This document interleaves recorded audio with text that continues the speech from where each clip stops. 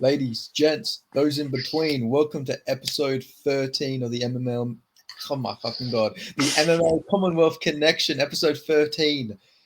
I'm Benny P. This is my co-host Jamal, and we are not in a simulation. You're not in a dream. Yes, Alexander Volkanovski versus Islam Makhachev 2 is going down next week.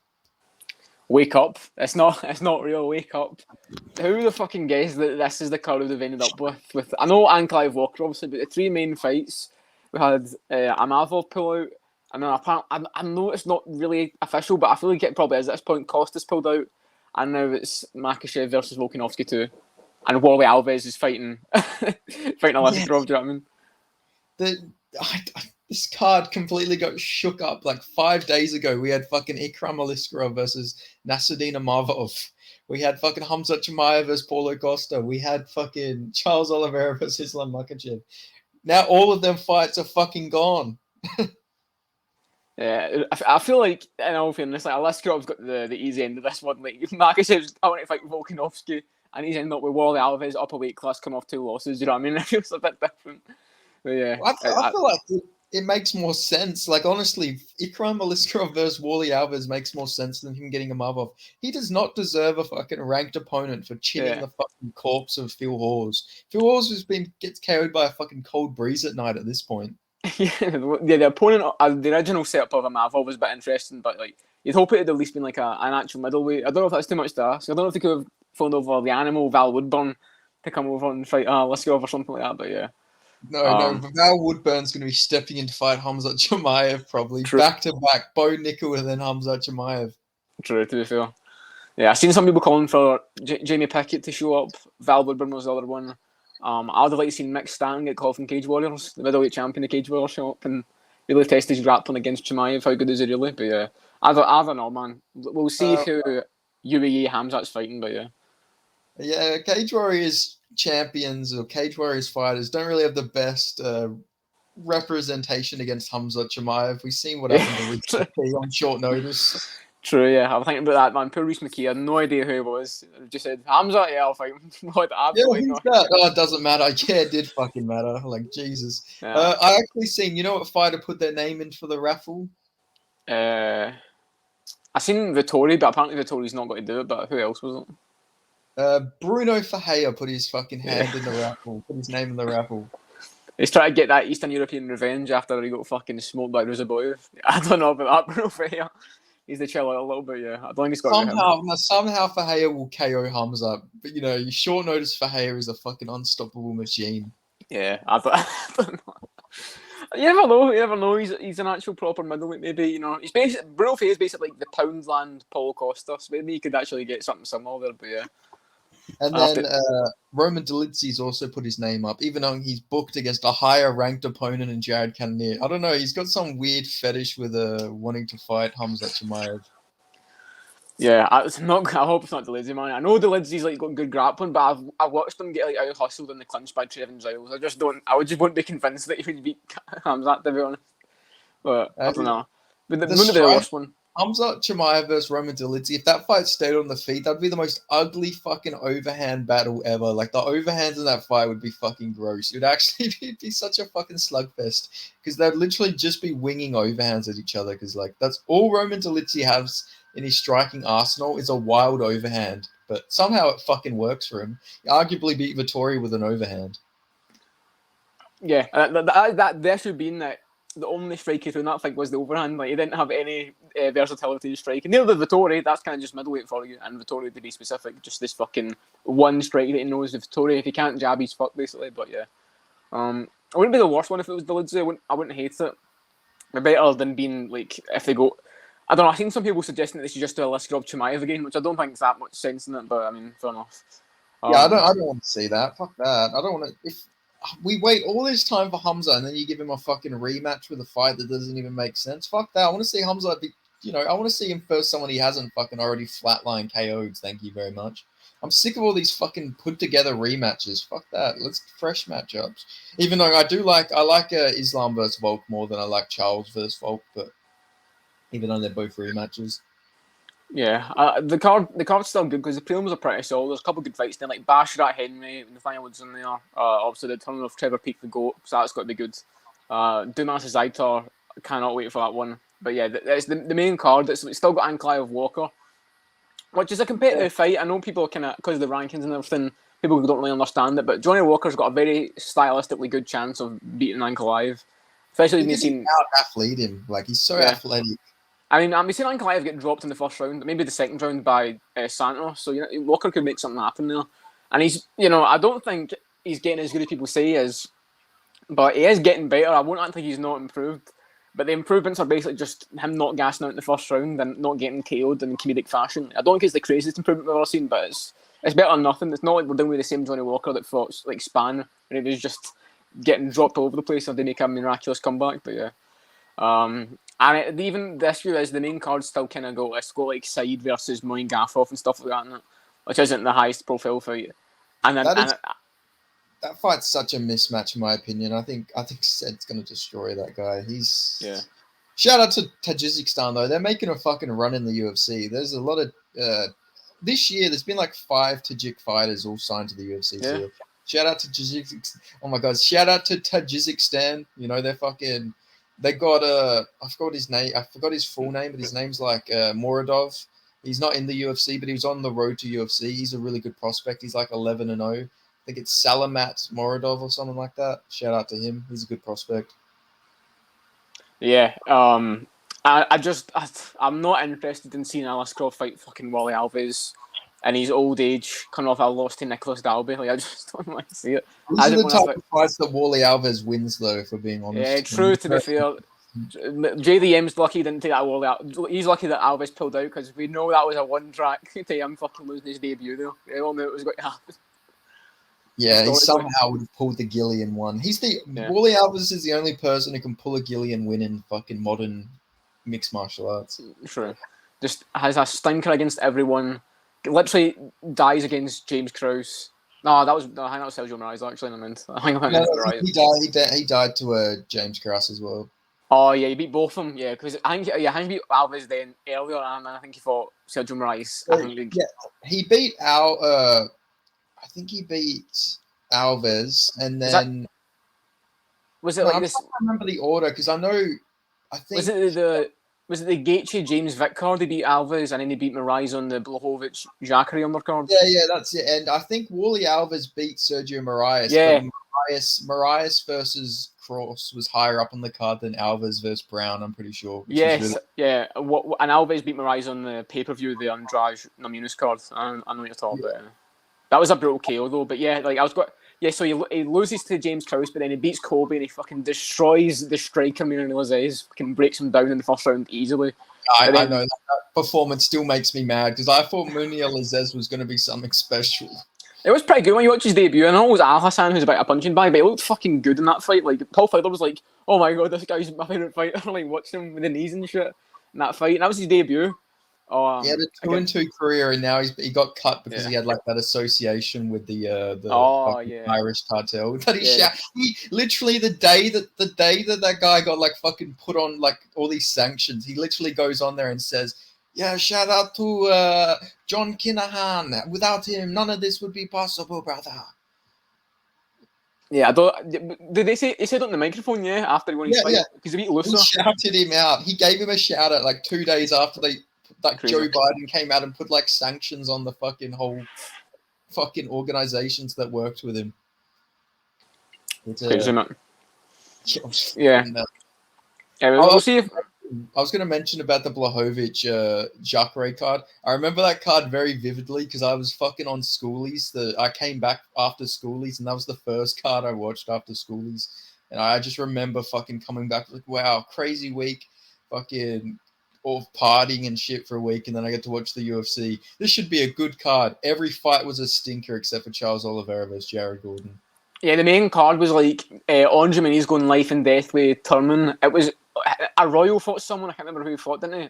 Antonio Arroyo fought someone. I think Arroyo might have fought. Was it Marcus Perez? Okay, that makes. I could be. It was a combination of those 4 Brazilians fighting each other, and then the co-main was what? Oh, Paul Craig and Shogun, and then Jacare and fucking Jan put an absolute honker there fight. Yeah, Paul Craig almost finished Shogun, never forget. That was meant to be Shogun versus Sam Alvey, by the way. That was meant to be the fight. Paul Craig stepped up and almost fucking finished him. That fight was so weird because it was Paul Craig coming Yeah. out and giving fucking Shogun the hands, and then it was Shogun out grappling Paul Craig. It was so weird. Paul Craig on bot position, just not doing anything, even though he literally almost fucking finished him in the first round brutally against the cage. I think that was the first Paul Craig fight. That's one of the first fights of his I remember. I just remember saying, damn, this guy's a sick fucking striker. Like, I was like, damn, this guy's got hands. Then I find out he's a fucking guard-pulling fucking jiu-jitsu wizard. Yeah, it was the fight before that where he dropped Vinicius Moreira, which just says enough you need to know about Vinicius Moreira's chin. He got to got dropped by Paul Craig. Only time he's ever career, then he took his back to something. Yeah, that was the point of Paul Craig's career. He could not get a win streak going. Win one, lose one, win one, lose one. And then eventually went in that streak when he beat fucking Jamal Hill and Krylov. That's fucking Scottish MMA things that happen sometimes. It happens to all of us. But yeah, that was the first big one on that win streak. I know it was a draw, but still, beating Shogun. It wasn't even that good at the time. It was late 2019. He was old as fuck, but yeah, it was a good win from him. Or a good look from him, at least. Pretty sure Shogun's coming out of retirement because he put up some post about rematch. So, if Shogun comes back, the only fight I want to see Shogun fight is him versus Tito Ortiz because they're both old men. Yeah, who was it? Someone else said they were going to come back out of retirement, didn't they? Sorry, I was thinking of Ric Flair. Ric Flair, the wrestler. He was saying he's going to come out of retirement. I just thought, who else said that recently? No, it was Ric Flair. Yeah, you can do him versus Shogun if you want a big one. You know, Ric Flair, man, fucking. I seen like a photo of him, and he like wrestled like a year ago or something. He should not be anywhere near a fucking ring. Like, Jesus Christ, man. Did you see Ric Flair on a Kill Tony where he just left because he didn't like that people were getting made fun of? That was so bad. Fuck. Yeah, literally the entire point of the show is they take the piss out of comedians, and he just didn't like that people were getting insulted, and he fucking left like halfway through. I remember Michael Chandler did the whole fucking Ric Flair fucking promo after his fight against Dan Hooker, and it was because Ariel Helwani told him to do it, and he fucking did it. That was shocking. Yeah, MMA fans will say they don't like wrestling, but then say Chandler cut the best post-fight promo of the year when he did that. That was literally the most pro wrestling thing ever. It was literally from a pro wrestling fucking segment. Do you know what I mean? But no, he literally stole like fucking Ric Flair's like whole promo and everything because Ariel Helwani told him to do it, and for God knows what reason, but Michael Chandler somehow remembered the speech completely perfectly. Like, it's quite impressive, honestly. But yeah, it's like, and MMA fans, you see them start to use the word promo, heel, pop when the crowd goes. Yeah, they start the view. I don't even know. I doubt most fans even know. They all hate wrestling, but they all use it like rooted in wrestling terminology from like the fucking 80s. It's so funny. Fucking. What was I gonna? Oh, did you? Who you picking for Terrence McKinney's fight this weekend? That was meant to be. Do you want to do that now? Because we can do the full card top to bottom for the Barboza Yusuf card. We've got time, but I don't know if you want to cover anything else before we go into it. I'm not. We can cover a little bit later. I reckon. To be honest, I was thinking that the card was really good, and then I went through it, and the card's actually sort of shit. Don't you? Yeah. Yeah, the main card's not bad, but there's been a couple of pullouts which have kind of soured it a little bit. But yeah, it's not the best card. It's an Apex Fight Night in 2023. I don't really know what we're still doing here, but yeah, it's not the best. But don't get me wrong, the main card is good, but like prelims are just a bit rough. Like, let me go through the card because I was going through it and I was like, why is they overdid it a little bit with all the women fight, in my opinion. Enough time to go and get everything sorted on the fights if you need anything. A little piss break. Actually, Rodriguez versus Simon's a good fight. Edgar Chavez versus De Silva is good. I don't think it should have been rebooked though, but it makes sense, I guess. But like Edgar Chavez probably should have just got a win there, if we're being honest. After seeing alternative angles, Andre Petroski versus Michelle Pahey is a good fight. Martinez versus Yanez, Maya versus Ardrello, meh. Sadiq Yusuf versus Edson Barboza, really good fight, but yeah, it's one of them things. How good would it have been if Sadiq Yusuf Barboza was the co-main of a fight night? They're so looking forward to it. You know what I mean? I'm not even against the idea. I know they've done it more often now, like pay-per-views having a feature fight which is 5 rounds. I don't know why they did it with fucking Diaz and Robbie Lawler, but do you know what I mean? They've been doing it a bit more often now. Yeah, no. I wouldn't mind. Sorry to interrupt. I wouldn't mind if these contenders got 5-round co-mains in a fight night. People would say it's too much. I don't mind the idea of these fights, especially with the flyweights. Flyweights don't get 5 rounders until they get to the belt. You know what I mean? Because they don't get main events until they get to the fucking belt, or even then, it's not the main event, but it's still a 5 rounder. I would like every good co-main of a fight night that's ranked guys in a good division to maybe 5 rounds just to test them up to come in. You know what I mean? So give them a bit of time, a bit of what it looks like before they get to the belt, before they get to the top of the division. I think that's a good idea. Because boxing would do it as well with the later rounds and the later fights, the higher you go up. But yeah, I don't think they're going to do it though. But I'd like to see it.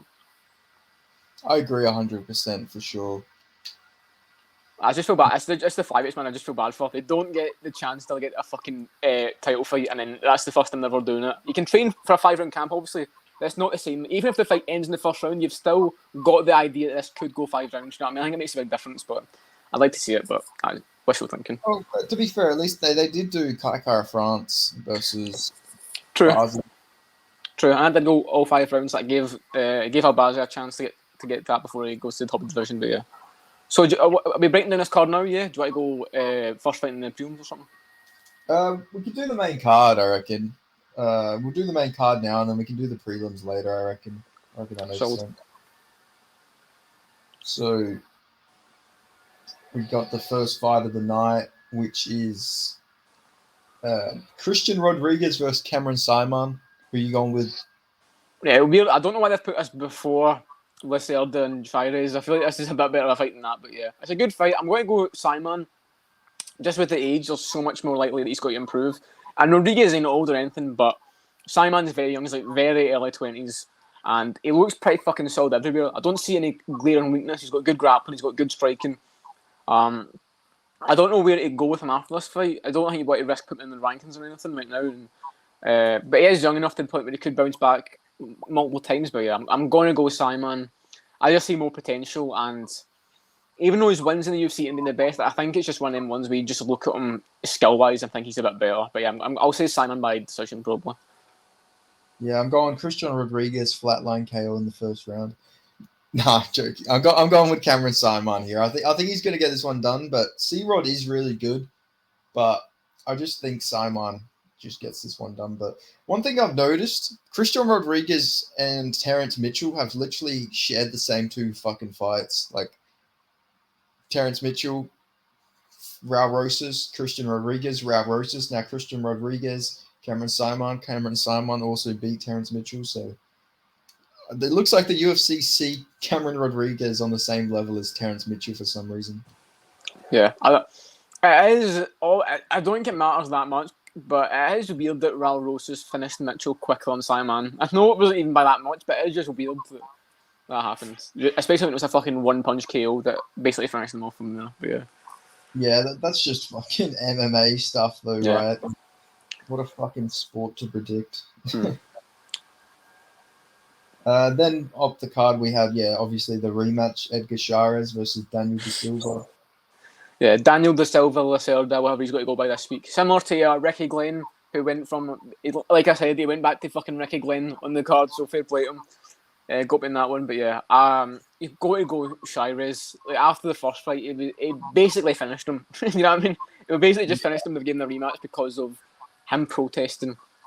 And like you remember the alternate crowd footage they showed where he's literally checking his arm and it's just limp, and he just keeps shouting it, and he's like, "Stop it!" And he's like, "I'm good." It's like, listen, I get it, man. As a fighter, it's not your responsibility to let the fighter know, to let the referee know you're conscious. But at the same time, like you just fucking move it a little bit, give a little thumbs up, like every other fighter does it. I don't get why would you sit there with your arm like that, just completely done it. He'll go. He's reserving energy, but you're in a fucking guillotine. You don't just sit there with your arm like that, just waiting to fucking go out of it. You know what I mean? It's like pulling a fucking Greg Velasco, just waiting to go out cold, basically. He's just built differently. He doesn't care about losing. I don't know. It's so weird for me because if he does lose this again, he's going to be 0-5-1 in the UFC. Like, that is just one of the most fucking batshit crazy sentences to even utter. Like, yeah, it's generally insane. But yeah, I think De Silva's kind of fun, and he's a flyweight, so he's never going to be like that bad, like skill-wise. He's probably like the best under 5 fighter in UFC history. I probably is, honestly. I don't know how people have been like stick around after a record like that, but yeah, it might be.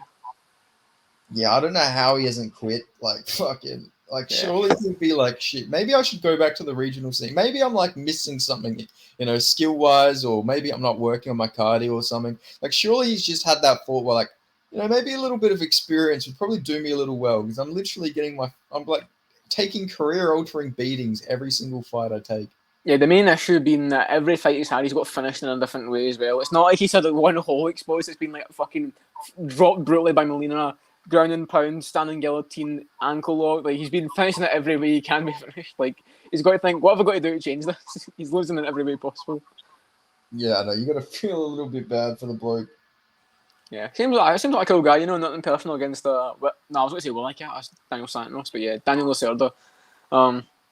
It's a fun fight. I get why they're keeping him around because he's a good fight to test the flyweights against someone that's a bit more unorthodox. But yeah, I've got to go Shires here.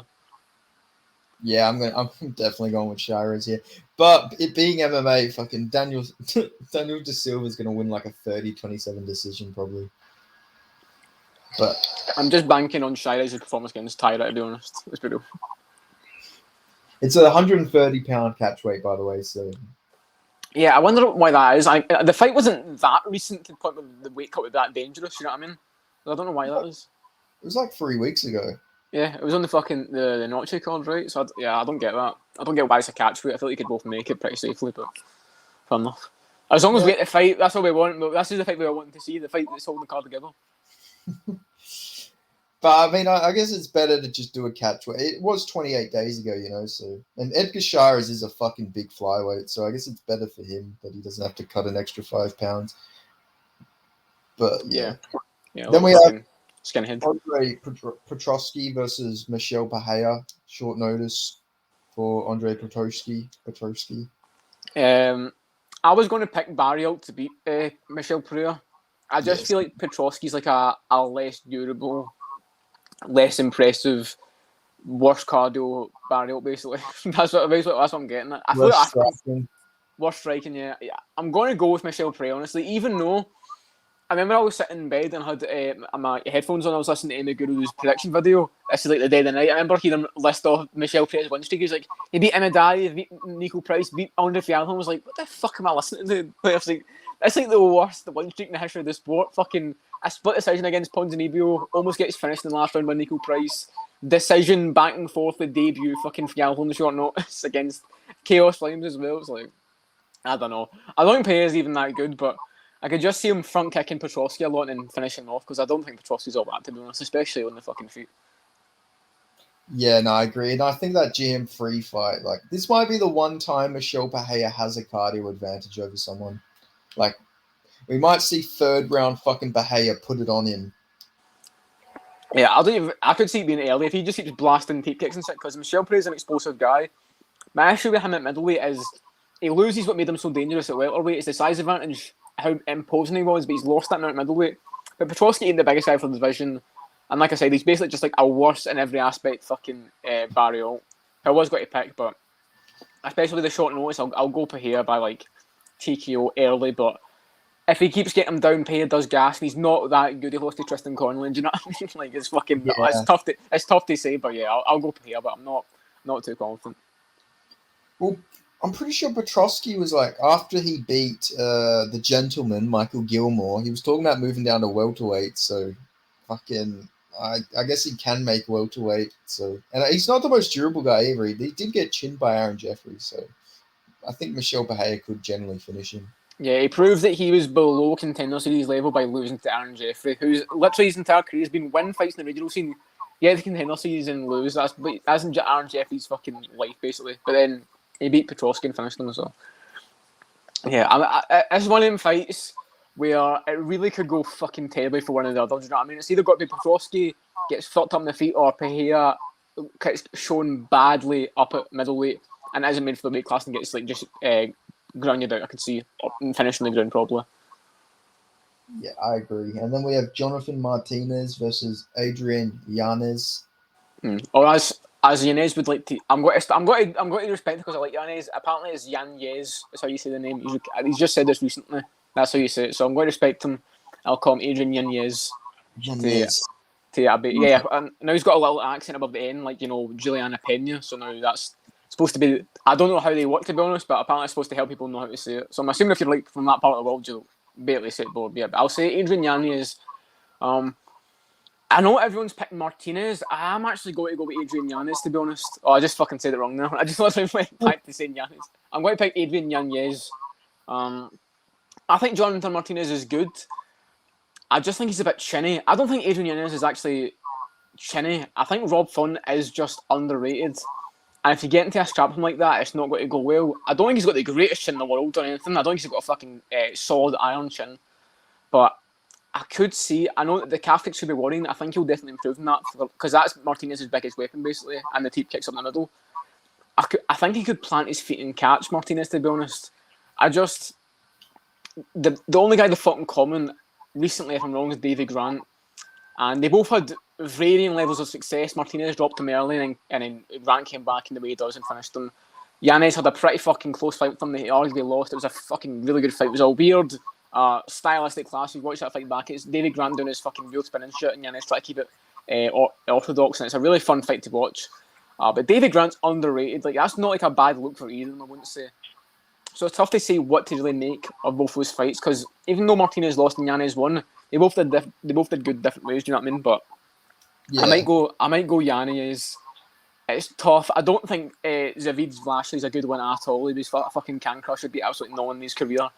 Other than that, the Saeed wins his best one, and even that was a disputable decision. So I don't think it's fair to shit on Yanez's win streak, which wasn't good. I'll be honest, it wasn't that impressive. Like, performance-wise, it was, but like Victor Rodriguez, the mini Volkanovski's clone, Gustavo Lopez, fucking Tony Kelly. It's not good, but then you look at Jonathan Martinez, he's beaten Zalishvili, Thomas Almeida, Vince Morales, Alejandro Perez, who got dropped by. Like, I don't know.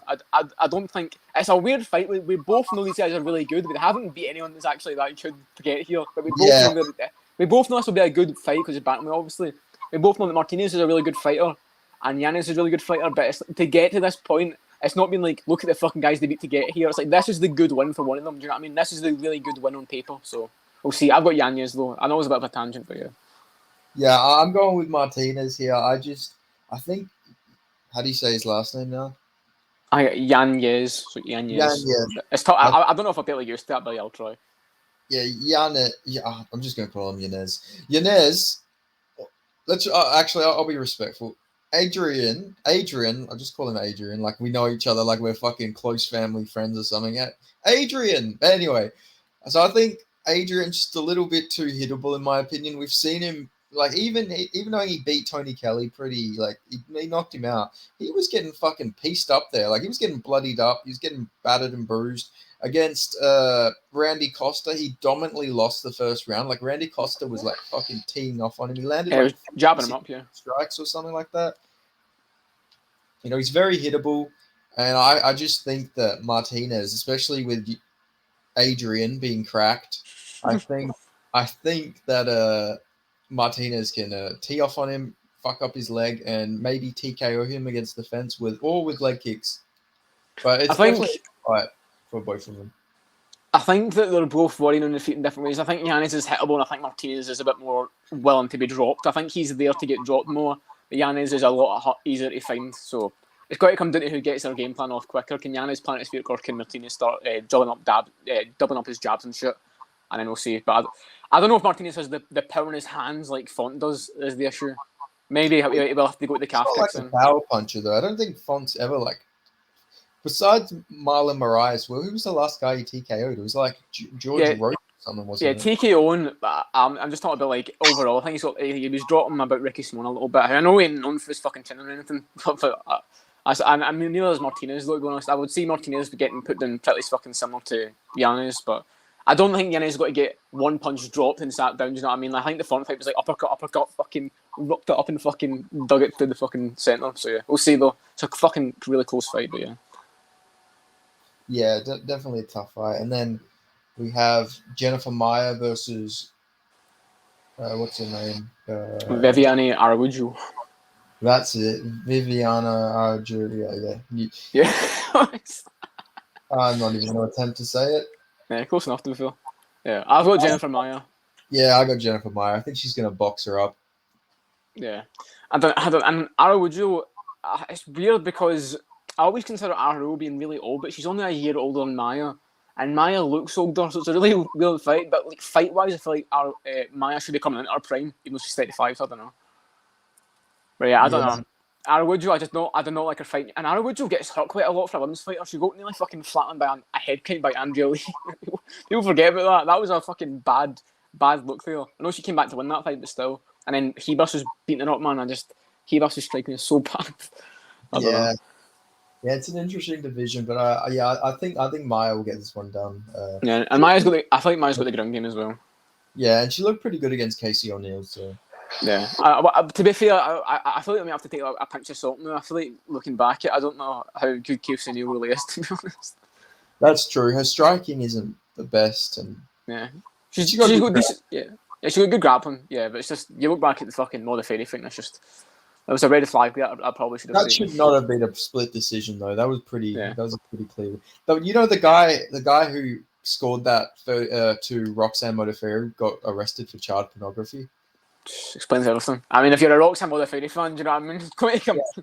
The signs for real. I didn't know that. No. Not only that, he was. You know how they say it. You know, it's not rocket science to be a fucking UFC judge. He was a rocket scientist. I'm not even kidding. He was an actual rocket scientist, and then it came out he was a nonce. What a fucking sport we live in, man. What he was an actual rocket scientist. Yeah, and he got putting fucking judge ever. So he got put in fucking Travis Fulton's jail block as well. Jesus. Yeah, fucking. He'll be fighting the ghost of Travis Fulton soon enough. But yeah. I've got Jennifer Maya back. Decision. Decision. Yeah, I reckon decision. If all else fails on the women's MMA fight, just bet it going over 2.5 rounds. And then we got the main event. We got Super Sadiq Yusuf versus Edson Barboza Jr.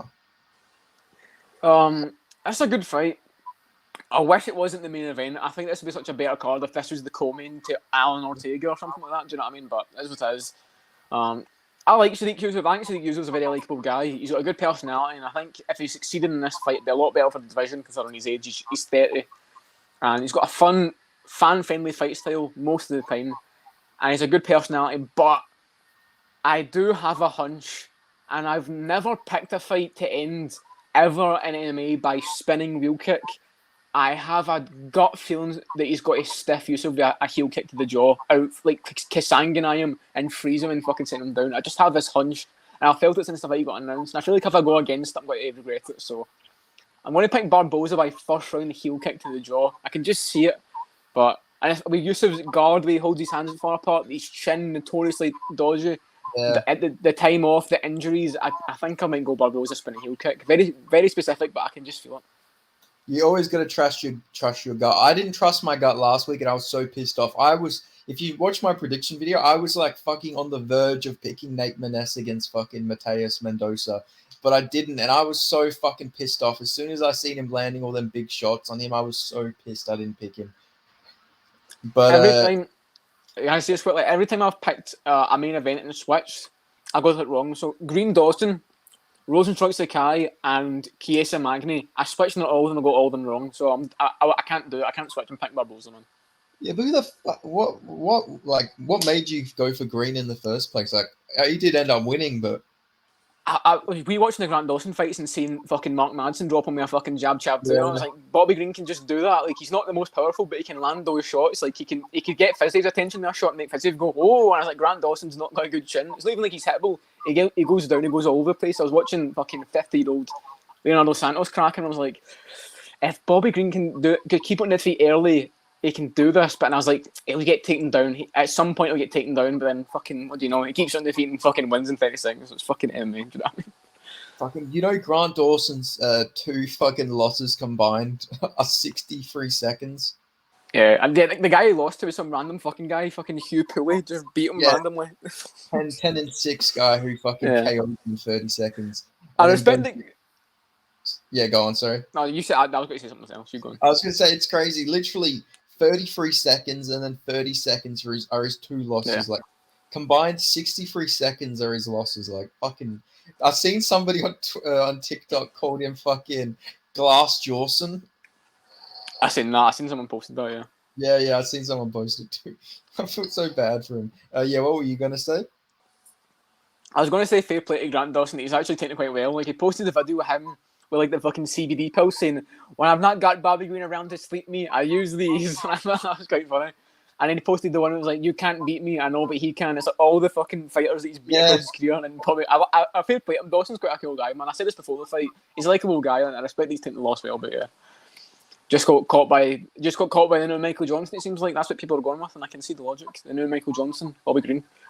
It's fucking really weird. Like, I've seen the MMA guru say that if you're a casual fan and that was your first time watching Grant Dawson, then like that was a horrible first impression. His walkout was very fucking I donated to MMA Guru and said that Grant Dawson was standing in line listening to the music at the Seven Seas family restaurant and thought, damn, this shit would go hard as a walkout. Like, what was that walkout tune, man? It's like a fucking pirate song, wasn't it? Yeah. You are a pirate. Yo. He comes out. I was like, what? I'm not listening. What is this? Somehow fucking Bobby Green coming out to like fucking Sexy Red. Yeah. Somehow a weird fucking walkout in the main event. I know. And it was DC and Compton going, what the hell is this? And then his fucking, like, what the fuck? Why did he salute Bobby Green? That was really fucking bizarre.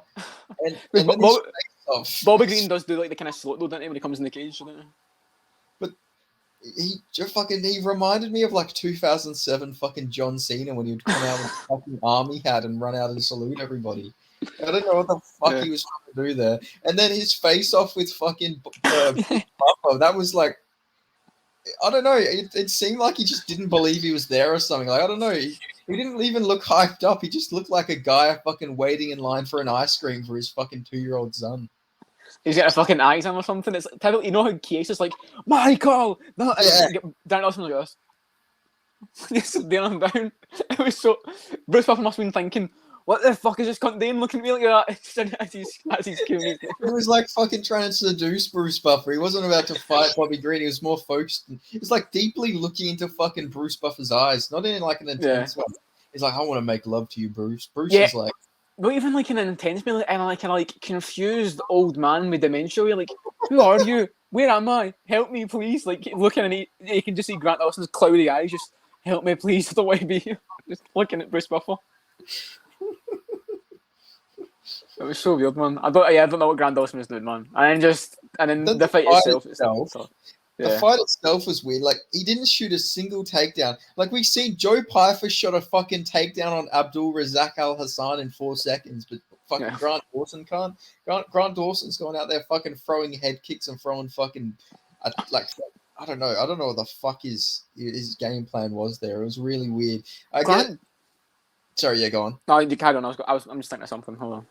Yeah, I was just saying, I guess maybe because he said Bobby Green was like the first fighter that ever replied to him on like maybe the pressure got a little bit to him, but I want to say like this is a full circle moment. Bobby Green like told him, I've seen you're a fighter, man, just keep going.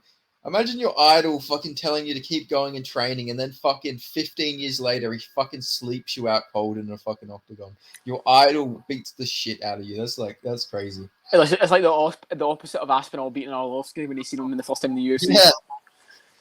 Well, I was going to say, I mentioned it on last week when I said the way he kind of walks, he's got Jimmy Crute syndrome. He's also got Jimmy Crute syndrome in the fact that he doesn't fucking shoot takedowns when he's a good grappler. Like, he is the lightweight Jimmy Crute. I think we'll find that out, basically. The same issues apply to him. The weird walking, we can't walk properly when he's just standing up and just trying to be a striker, basically. But yeah, I think that's a good shout. Maybe he was like, oh, fuck, I'm fighting this guy that I've been looking up to. He's like, I know what he's got to do, and I'm just, I'll let me stand with him a little bit. I'll try to do it physically, and he gets fucking down. It's so harsh, man. But talking about full circle, Bobby Green finally got revenge for the Thiago Moises robbery in Grant Dawson's corner. He should have went up to him with the fucking that after that. Fucking 3 years in the making, finally gets revenge for the Moises fight. I didn't even notice that. Yeah, that is fucking cool. Because Dawson, he's been like his main guy. I think Dawson been training like Chris Duncan, Thiago Alves, and Moises. It seems like. Moicano as well. Yeah, there's a couple guys, good guys there, but I think Moises is his main guy since he's moved to. Did you see Hanato Moicano's rant about Bobby Green? He called him a thug. I support the black and blue, or whatever he said. That's Let me tell you something. I'm gonna beat the. It was the fact that MMA Guru, you fat motherfucker, like for no reason. Yeah, he's unhinged. Fucking Money Moicano was fucking unhinged, but I love him. I fucking love him. He's one of the best personalities in the sport. It was fucking baked to his nut. It was fucking stoned. He had absolutely no idea what he was, man. It was his reaction to Dawson going down. It was like, oh. It was like Lucas Tracy watching Adesanya Pereira. Oh. He was so baffled. Fucking, where the fuck is Moicano? Why has he not had a fight this year? He literally beat Brad Riddell in fucking November and then just did. In the first round, took like no damage at all. Yeah, I know. It was really, really bizarre. I don't know where he's been, man. I do a good fucking Moicano impression, but I cannot do it right now. If I try and do it, it will sound French. Sound French, fair enough. I tried to do it. I was like, Bobby Green, he's a fuck. I'ma make Guru, you fat motherfucker. You fat motherfucker. It's the way he says it. It's so funny. Let me tell you something. Let me tell you, I support the black and blue, and I'm going to beat this fug. If you want to do a Portuguese UFC fight, all you've got to just say is jiu-jitsu. That's the fucking practice. That's jiu-jitsu. I still think fucking GSP is my fucking best impression. Yeah, I mean, yeah, true. The only good GSP impression there is, to be honest. Oh, and he's not a UFC fighter, but that fucking Turkish guy did the impression. Yeah, I heard that. Yeah. Bang on. Yeah, an obscure one to be sure, but yeah, it's quite good. Yeah, fucking. This is a war, you motherfucker. Fucking. This is a war, you coward, you fucking coward. No, fucking. If I ever become an MMA fighter, I'm calling him out. Fucking, I don't give a fuck. I'm fighting that guy. Yeah, and I have a chicken. Have a literal cockfight and a little fucking enclosed pen, a little metal pen with a chicken in there. Yeah. What was I gonna mention? Oh yeah, fucking another thing with Grant Dawson that was like really, really fucking bizarre was like it felt like he just let Bobby Green win. Like I don't know, it was fucking weird. It was just a really weird performance. Like if you were to convince someone that fight was fixed, like it wouldn't be too far. I don't think it is fixed. Don't get me wrong. I think it was a clear win, but. Like that is a fight where he does the salute and everything and then just gets fucking flatlined in 30 seconds. There's like a fight you could convince someone it's fixed. Obviously, I don't think it was fixed. I just think Bobby Green fucking caught him and we found out that Grant Dawson maybe doesn't have the greatest chin in the world. I think it's one of them fights where Dawson's going to wake up tomorrow, man, and just be, the day after that fight and just be so fucking annoyed, man. Imagine waking up after that, your first main event against Bobby Green, you just get fucking beat down in 30 seconds. You just wake up and go, fuck. That's gonna be just a big fucking exhale of just fuck, man, that's that done. That's my fucking UFC unbeaten streak finished in 30 seconds of Bobby Green. It's just tough, man. Just how bad is Damir fucking Ismagulov? I don't know. I don't know. It's literally full Nelson Clinton by him. Dawson had a pretty decent win streak though. He didn't beat anyone that was that crazy good, but like Madsen, Frisano, Julian Rosa, he beat some decent guys to get there. And it's just, and then beats Damir Ismagulov 26 and then gets beaten 30 seconds by Bobby Green. That's just fucking. Beat Jared Gordon. Beat Jared Gordon, yeah. How good is Jared Gordon? He was like boxing Bobby Green up before the headbutts. True, I feel. I don't know. Yeah, Jared Gordon's somehow going to get flatline KO'd by Mark Madsen, though. I'm calling it. Yeah, to be fair, I don't know. He was doing alright against. They were both Madsen and Dawson. Madsen and Gordon were both doing pretty decent against Dawson before they both got taken over eventually and getting their backs taken. But I don't know. I'll have to pick Jared Gordon there. Just Mark Madsen. Isn't Mark Madsen like 40 or something like that? Isn't he really fucking? No, I am probably going to pick Jared Gordon. I'm just saying that somehow Mark Madsen's going to fucking flatline. Yeah, I could fuck it. Yeah. It's just the way. Obviously, something I've realized is I'm pretty sure lightweight is like by far the most like international division. There's like fucking every country represented in the lightweight division. But if you look at the top 15, though, I think the whole division maybe lightweight. just the top 15, I think it might be light heavyweight. There's like every country is in light heavyweight top 15. Do you know what I mean? There's like every different country. It's basically all Europe. I'll be honest. It's all Europeans. Yeah, the whole division. Yeah, maybe lightweight. I can see that. You know. Yeah, fuck it. Because I was thinking about it because they've got the first Indian fighter. They have Ansel Jubilee. They have Not the first, but the best. Yeah, well, yeah. Do we really count that guy though? He literally got signed on a loss and then got flatlined by Song Yudong and then dipped. We do count Bharat Kandari on the UFC. Of course we do. He said he what so Jubilee could win. We wouldn't have Jubilee without Kandari. I seen a video get recommended to me, and it was comparing Jubilee to Khabib. I watched that earlier. Yeah. It was like the next Khabib. I got recommended that too.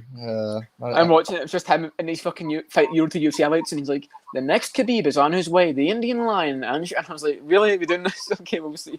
We'll see if we can meet breeding. We'll talk about that." Yeah, maybe Ansel Jubilee will be the first Ansel Jubilee. I don't know if he's going to be the next Khabib, but yeah, true. Anything's possible. But yeah, I was thinking like they have Natan Levy, Israeli fighter. They have fucking, technically he reps Palestine. They have Abdul El Sawadi. I made a whole video saying that they should book Ansel, fucking Abdul El Sawadi versus Natan Levy right now. Just so risky, man. You can't do that fight. You just cannot do it. That would be it would be that's like a fucking Pride FC shit to do, man. That is what they would do, that fucking fight. But yeah, that is a crazy fight, man. They cannot do that fight now. Imagine them booking Natan Levy versus fucking... Imagine we just see fucking... Because Hamza Chimaev's out. Hamza Chimaev is now fighting Jamie Pickett. And because of that, we've added a new fight. We have Abdul El Sawadi versus Natan Levy this weekend. UFC 294 in Abu Dhabi. It would just be to be fair, that would get mainstream attention. That would get fucking headlines. UFC books Israeli-Palestine matchup. There'd be a fucking security risk at the fucking Etihad arenas, but there would be the bodies of people infiltrating the building to make sure one side wins. You know what I mean? It's fucking. If Natan Levy wins, they have to fucking escort him in like a fucking FBI fucking escape or something. I think El Sawadi would beat fucking Natan Levy, if I'm being honest. I know Natan Levy's got the longest UFC career, but I rate El Sawadi higher just off his wins. I have such a horror feeling that Sawadi's going to get brutally chinned in his first fight. Because I think technique-wise he's actually fucking solid and he's a decent wrestler as well. I have such a horror feeling that she's got to get chinned by someone who fights badly in his first fight. It'll be like, oh, well, there was no point in that at all. Then. But I would pick my beat Natan Levy. Natan Levy's not that good, to be honest. They nearly fucking lost to Mike Breeden, so I don't know. Yeah, but he did look improved against Valdez, but Valdez is like fucking so. But Valdez ain't that good, and he was like Valdez was having moments as well, and he was kind of just like putting on a fucking side clinic against Valdez, if anything. So. Yeah, I feel like if any fucking Israeli fighter is going to be fucking like champion or rank level, it's even though he lost to Duncan, I think Yanel Ashmuz still has like a chance to fucking be ranked. That's a tough one to say is the best chance when it's fucking Yanel Ashmuz, do you know what I mean? But yeah, but to be fair, his fucking shoulder popped out of his fucking socket or whatever or his elbow got broken. So in the first round, he couldn't really fucking do anything. Yeah. To be fair, yeah, Scotland got one back. Who would have thought that Scotland comes to the state to get avenged the English in a fucking fight? Who would have thought that? Jesus, after Sam Patterson got fucking beat. Never seen that before. Yeah, fucking. Sam Patterson is a really weird fighter, if we're being honest. He got like chinned by some like journeyman and then beat fucking. Was his name like Kamil Magomedov or something like that? Sam Patterson, I've got the opposite feeling of Al Sawadi, where if he goes up to welterweight, I feel like he's actually not bad technique-wise. He's just got a very bad chin. He's very hittable. I don't think apparently he's going up to welterweight. I think that's the right call. I don't think he should stay lightweight at all. Yeah, he said apparently he's got a fight booked. I think he's going to be on the Paul Craig Allen card, because that's the whole UK card's got CLD and Mick Parkin and stuff. And he said he's definitely fighting a welterweight. He said he's got a fight booked and a date, so we're just waiting to see who's fighting. But I think he could be all right because he's a fucking big guy, and I think technically he's not bad at all. It's just that chin has got to be a concern. But it won't be as bad as at welterweight. I don't think when he's cutting all that weight and his chin is right up there. But we'll see. Who do you think he should fight? It'll probably be him versus like who the fuck would even give him a welterweight right now? It won't be anyone that's like that. It'll probably be quite a fucking shit fight, to be honest. Probably like fucking what fucking? I was going to say fucking Preston Parsons, but he's fucking Hafez, isn't he? Yeah, I was gonna actually mention Hafez after you talk.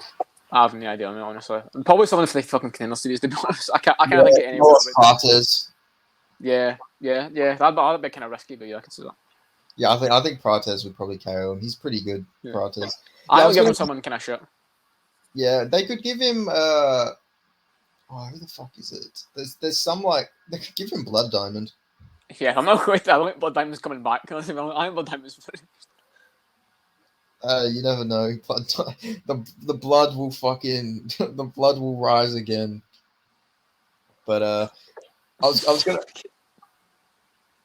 gonna mention Basil Hafez because you were talking about how like him coming back. I wait, yes, fucking. Yeah, I've got to get something. Like, can I 2 seconds? Yeah, sure. If anyone wants to sponsor us, the offer still stands. If you're willing to sponsor, who are we to say no to your advances in giving us cash, So just, I don't know, put a comment here if you want to fucking sponsor us and we will be happy to oblige. By most definitely, we will be happy to oblige. So just let us know. Let us know if you want to sponsor. I think Jamal will be very appreciative of this. So yes, please sponsor us. Give us money.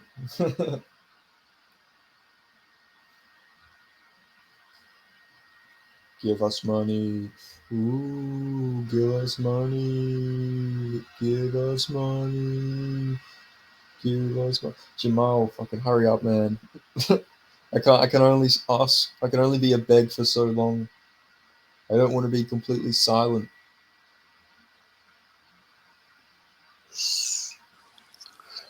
Okay, I'm back. Thank God. It was very hard to fucking. I didn't know what to say.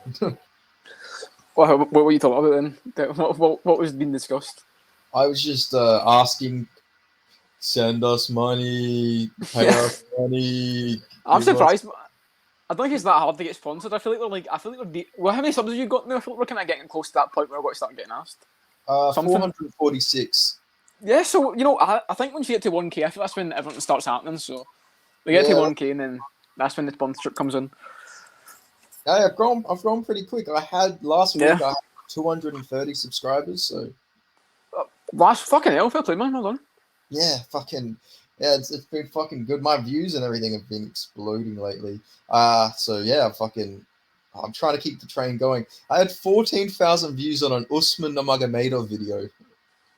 Jesus, nice, man. Nice. I mean, you've been consistent. You've uploading like every day and like everything as well. Like what I got advice on from the MMA Guru, funnily enough, was when you start out, you just got to make videos and everything. You know what I mean? Because once you get to that point where you can't make videos on anything like Contender Series, Cage Warriors, you got to just do the shit on everything. The PFL stuff, Bellator stuff. That people need to watch that stuff. People will be interested and go, "Oh, I missed that Bellator card. What actually happened?" And they'll find that video. Which you can do when you're at a low down channel. You've not got as many subs in that, where you can do that, and that's actually beneficial. But once you get to that level, it's like you basically ruin your algorithm. You make a video like Chimaev versus someone, and then the next video is fucking PFL predictions. You know what I mean? It doesn't work, but you can do it at this level, and it ends up being quite good. Yeah, definitely. That's what I'm doing. I'm just fucking making videos and like fucking everything, fucking everyone and everyone. Yeah, I think it's been good, man. Yeah. I'm making as many videos as I fucking can. And I always have topics. I made a video about GSP being underrated, like literally before we went on stream. Yeah, GSP's jab versus Usman's jab. No, like people fucking Dana White literally called Kamaru Usman the greatest welterweight of all time. Yeah.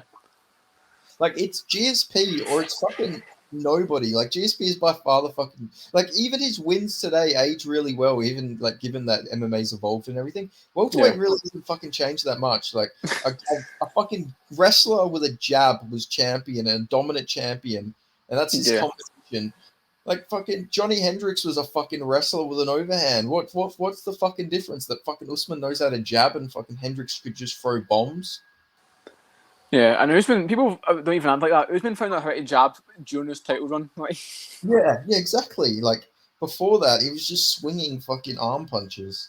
And don't forget Usman's jab against the Leon Edwards, man. That was such a slick one. That was the jab he landed in that. The third fight. Well, fucking hell, don't get me started on that. What a beautiful shot. Oh yeah, definitely. The That fucking the clearest straight right ever to have existed. that fucking photo you sent me where like two of them, they were like right crosses. They weren't even jabs. Just not jabs. The one against Leon is literally what you'd seen a textbook about. And that's how you throw a cross. It's literally the picture you would use. It's literally him going like that. It is so bad, man. Yeah, it's fucking horrible, man. But we do have a fucking Misfits card coming up as well, which is a fucking banger. I'm fucking unashamedly very excited for that Misfits card. I can't even lie. Like that card has got me very excited. So man, honestly, I'm not going to lie. Like, it's actually a fun card, like top to bottom. Even like the prelims, it's got fucking SX, this fucking fat UK rapper against another fat UK rapper. It's got like Alex Wasabi and Nick Clemu versus Pineda and B Dave. Like I kind of rate that Misfits have just done the fucking autistic route of just booking these shit fights. I kind of like it, man. I don't care what anyone says. If you hate fucking like these influencer fights or anything, just like you just hate fun, man. Like they don't hurt fucking combat sports. Like they're not taking away any fucking fights from anyone. They're not stealing. Like they're their own entity. Like DAZN isn't saying, oh shit, we can't put that fucking championship fight on now. Like fucking Yeah. Because there's a Misfits card. Like they're just adding more fights to the schedule. If you don't like them, just don't fucking watch them. And if anything, it makes the higher level boxing fights look even better. Because you go from watching one that's like, what is I'm watching, and then you go to a high level fight and you're like, oh, this is what real technique looks like. Is it bad that I'm getting to the point where like I look at a Misfits card and go, oh, this card's stacked? Like I'll look at it and I'll go, Salt Pappy versus Slims on this card. I'm like, oh my god, this is a stacked card.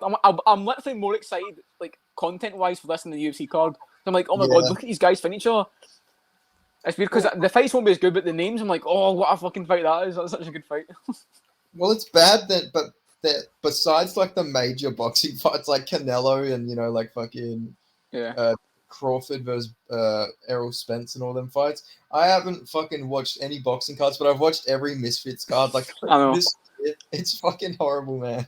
Like I don't know, they're fucking good. Like it's actually like fucking amazing genre of boxing to watch. Like they're actually some pretty fucking entertaining fighters. Let me get your predictions for the the main Misfits fights. How you got King Kenny versus Anthony Taylor going? I was going to say just quickly though. I think it's with Misfits. I like the press conferences as well though, because they do what the UFC should do. They get the whole fucking card up there, and it's always a mess, always a fight, always apart from the last one. I think there's always someone fucking getting a fucking pine bottle chopped off the head and shit like that. But yeah. No, that was Ben Davis versus Gabriel Silva, the last one. Yeah, true. I mean, that wasn't like physical, but yeah, Ben Davis did fucking straight up to him, which was quite funny to be fair. I don't know why he did that, but yeah, that was a fucking weird one. Yeah. Do you know if they're doing like that sort of press conference thing for the card this weekend? Sure. Yeah, they're doing a part 1 with the undercard, and then they're doing a part 2 just with Dennis and Logan and KS and Tommy Fury. But then I've got the one before that is like I think the whole card. It looks like. Fuck no! They need to get Dennis up there with like everybody. Like Dennis will talk shit to everyone. That'd be fucking amazing to see. It's a big card. There's a lot of people in the card though, so I don't know how much fucking space they've even got. But yeah, that's true. How you got King Kenny versus Anthony Taylor going? I'll fucking pick King Kenny. That's funny. I think he's one of the only ones that's kind of decent actually at boxing. Like I know the Nunes guy ain't that good, but he did style on him. He's pretty decent. He just seems to know what he's doing. Even if the guys ain't the best, you can kind of get an idea of who's been training and who's been just fucking boxing twice a week and been promoting it the rest of the time. I think King Kenny's actually taking it seriously. He shows up in shape, and I think he's actually kind of solid for how inexperienced he is. Anthony Taylor's beat some decent guys in that scene, which I don't know how much weight that holds, but yeah, I'll go King Kenny actually. I don't know if I said this last podcast or not, but Anthony Taylor is a fucking weirdo. I seen a video, and he's a strange guy, yeah. I seen a video, and he was like being really fucking weird to like. Is her name Ella Brooke? Ella Brooke, yeah. Who's went once again viral by pretending to fucking stick a bottle up her fanny, but yeah, interesting. Yeah, he was making her uncomfortable of all people. So you're a fucking weirdo. He was like hugging her up and all this stuff, and then he was like he brought her back. She like felt that he had a boner, and then he brought her back in and like hugged her from the back. It was really fucking weird. Like, it was really uncomfortable. This was like at a Misfits interview. It was really fucking weird. I hope King Kenny knocks him out cold. Bro, his Rampage to Jackson shit. What the fuck? Yeah, but like somehow fucking weirder. Like, I don't know. The guy seems like a sex pest, if we're being honest. I remember he said that he asked Tommy Fury if he wins, could he shag fucking Molly May? So, the guy's a bit of a fucking weirdo. I thought he was gay on the way to lads. I thought he was like bi or something. Just the way he speaks, I thought he was a bit sissy. But there you go. No, I think he's fucking. I don't know. He seems like the type of guy to drop the soap, but We'll see. Yeah, I've got King Kenny though, so hopefully he wins another definitely. Yeah, I hope he wins. It's also that fucking cunt Anthony Taylor stole my meme, so if King Kenny doesn't do the job, then fucking me and you, Anthony Taylor, you come to fucking Australia and it's on. Call him out, man. Call him out and fight in the fucking what's like the biggest fucking stadium you can get in Australia to fight him on? Probably the Marvel Stadium. Oh yeah, the fucking one that Adesanya Marker fought in. Yeah, the curse one though for the Australians. It doesn't go well when Australians fight in the Marvel Stadium. True. What were the other fucking? Jake Matthews won, didn't he, in that card? He beat. The human carpet. Yeah, the human carpet, Rostam Ackman. What a beast! That's a mythical fighter, man. The human carpet. If he went, isn't his nickname like fucking Optimus Prime or some shit like that? He's got a fucking weird nickname. It's Kurdish Optimus Prime. Kurdish Prime, something like that. Yeah, Kurdish Prime. Something like that. Something Kurdish. Yeah, but if he went by the human carpet, he'd be a lot more successful. Jacob Malkoon fucking Rockton Atman walked so fucking Jacob Malkoon could run. Yeah, he's less hairy though. Somehow he's less hairy. I didn't think that was possible, but he's like the human rug versus the human carpet. Yeah, it's fucking craziness, man. But yeah. Is he still fighting? Fucking what's his name? Mike Grundy. Oh no, I thought he was meant to fight Chris Fishgold, but that would go. I think that cancelled ages ago. That card happened. I think it got cancelled before that card. I think that was like a couple months ago. That was meant to happen. Oh, that's sad. I was hoping that the super fight would happen. I want to see Mike Grundy in a super fight. I don't think I'm pretty sure it was Fishgold. I don't think it was Grundy. Oh, okay. I remember because we talked about it, and I think you said that it was Mike. You said Mike Grundy was fighting someone. I'm pretty sure. Yeah, I think Mike Grundy was meant to fight someone else. I know he was meant to fight Aljo, but I think he had enough. But yeah, the wrong white bald British guy. I think. Fucking easy enough to confuse. Yeah, exactly. The Misfits card. How you got Poppy versus Slim going? I'll pick Salt Pappy. He's in shape. Slim's not good. He's somehow built like a less intimidating Blah Muhammad. I think that was possible. And Slim is waiting to be highlight killed by someone. I think it might be Salt Pappy. Just the way he's built, just the upper body and the neck, it's just he's waiting to get fucking chin. So I think Salt Pappy will beat him. I reckon the winner of this should fight Gabe Silver. I reckon that'd be a good scrap. Fucking can definitely see that. Yeah, I don't know. That fucking Anthony Taylor fight leaves a bad taste in my mouth. I can't believe Salt Poppy lost to him, man. Yeah, that was just. I think that's the thing with Anthony Taylor, though. He is good enough to beat some of these guys. He beat someone else as well. Earlier in Misfits, it was good. I can't remember who it was. It might have been Ashley Raksu, I think. Or might have been. Yeah, I think it was. Raksu. Yeah, and he's pretty decent himself. So yeah, he's decent enough to beat them level guys. So it ain't the bad loss. But he lost to Chris Avila fucking in a boxing match, even though he had beaten him. You know what's crazy to think about? What? If King Kenny beats Anthony Taylor, MMA Math says that he beats Dean Barry. True to be fair, and he probably would take his back and sub him in similar fashion. But yeah, we need Dean Barry to get into the influencer scene, get his rematch against Anthony Taylor. Yeah, he'd fit right in. To be honest, the controversy's there, the name values kind of there. He was in the UFC. Yeah, exactly. I mean, fucking when what's that guy's name? Who's the guy Kevin Jusait just beat? What's his name? Kiefer Crosby. Yeah, when Crosby gets cut after his next two fights, they should get him on Misfits since he already fought on Kingpin. Yeah, probably will, to be honest. Yeah. Not too hopeful for the future of Kiefer Crosby when he gets cut after his next two fights. Be lucky if it's fucking two. I mean, all respect to the bloke, but like, I don't know. I don't. Maybe Sam Patterson's fighting Kiefer Crosby. Yeah, do you know what? Yeah, maybe I could see that. Crosby, well, what? I don't know if it's in November. He did take a bit of damage, but not that much to be fair. He got choked out, so maybe I can see that. Yeah, That'd be a fucking. risky fight to be fair, because Sam Patterson's like a less durable Jusei. I mean, probably make it chin there because Crosby was leads landing on him, so I don't know actually. Or maybe it's Sam Patterson versus Jusei because he was teasing that he had a fight. Yeah, I Jusei. don't know if yeah. I feel like I was going to say Jusei should wait for the vote card in January, but that's obviously not happening anymore. You know, Yeah, so I yeah, can't. I can see it. I can't fucking believe this sport is insane, man. I remember when I I know. seen the post, I was like, "Why the fuck?" Because obviously, if you follow Mike Perry, the post on Instagram was linked to Mike Perry's Instagram because the Yeah, podcast. I yeah. think it's Mike Perry's podcast or something. So That was it. literally, Mike Perry technically was like a part of breaking Alexander Volkanovski versus Islam Makhachev too. Ryan things, man. You can never see like we had the whole thing with Oliveira missing it against Gaethje. That became a whole fucking thing. The 279 stuff with Chimaev and Diaz and Tony and stuff. You can never tell when it's going to happen when a card gets fucking flipped upside down overnight. Basically, you can never tell what's going to happen, but whenever it does, it's fucking fun. But it's unfortunate at the same time. Hamza Chimaev versus Tony Ferguson has been booked for UFC Oh tournament for. God, I could see it. And they bring back the Nate for just that one fight. The fight we've all went to see. Rebooked finally. I could just see them fucking. They book Hamza versus Tony, and then Tony gets absolutely battered. But don't worry, guys, he's still gonna make it in December against Paddy Pimblett. Yes, the Mike, I'll still fucking be there. I ain't leaving. He's fucking using a walking stick and crutches to get to the fucking octagon. Fucking hell, man. What was other Misfits fights? What, like the co-main, the main event? Yeah. Or... Who you got Salt Pappy as well, yeah? Yeah, I'm going Soul Puppy. Makes sense. You got Dennis versus Logan Paul going. I think it'd be so funny if Dennis shot a fucking takedown. I mean, if he shot a takedown, got him down, and left the fucking ring, that'd be the most fucking sad thing ever. He literally gets him down, leaves, and gets fucking disqualified.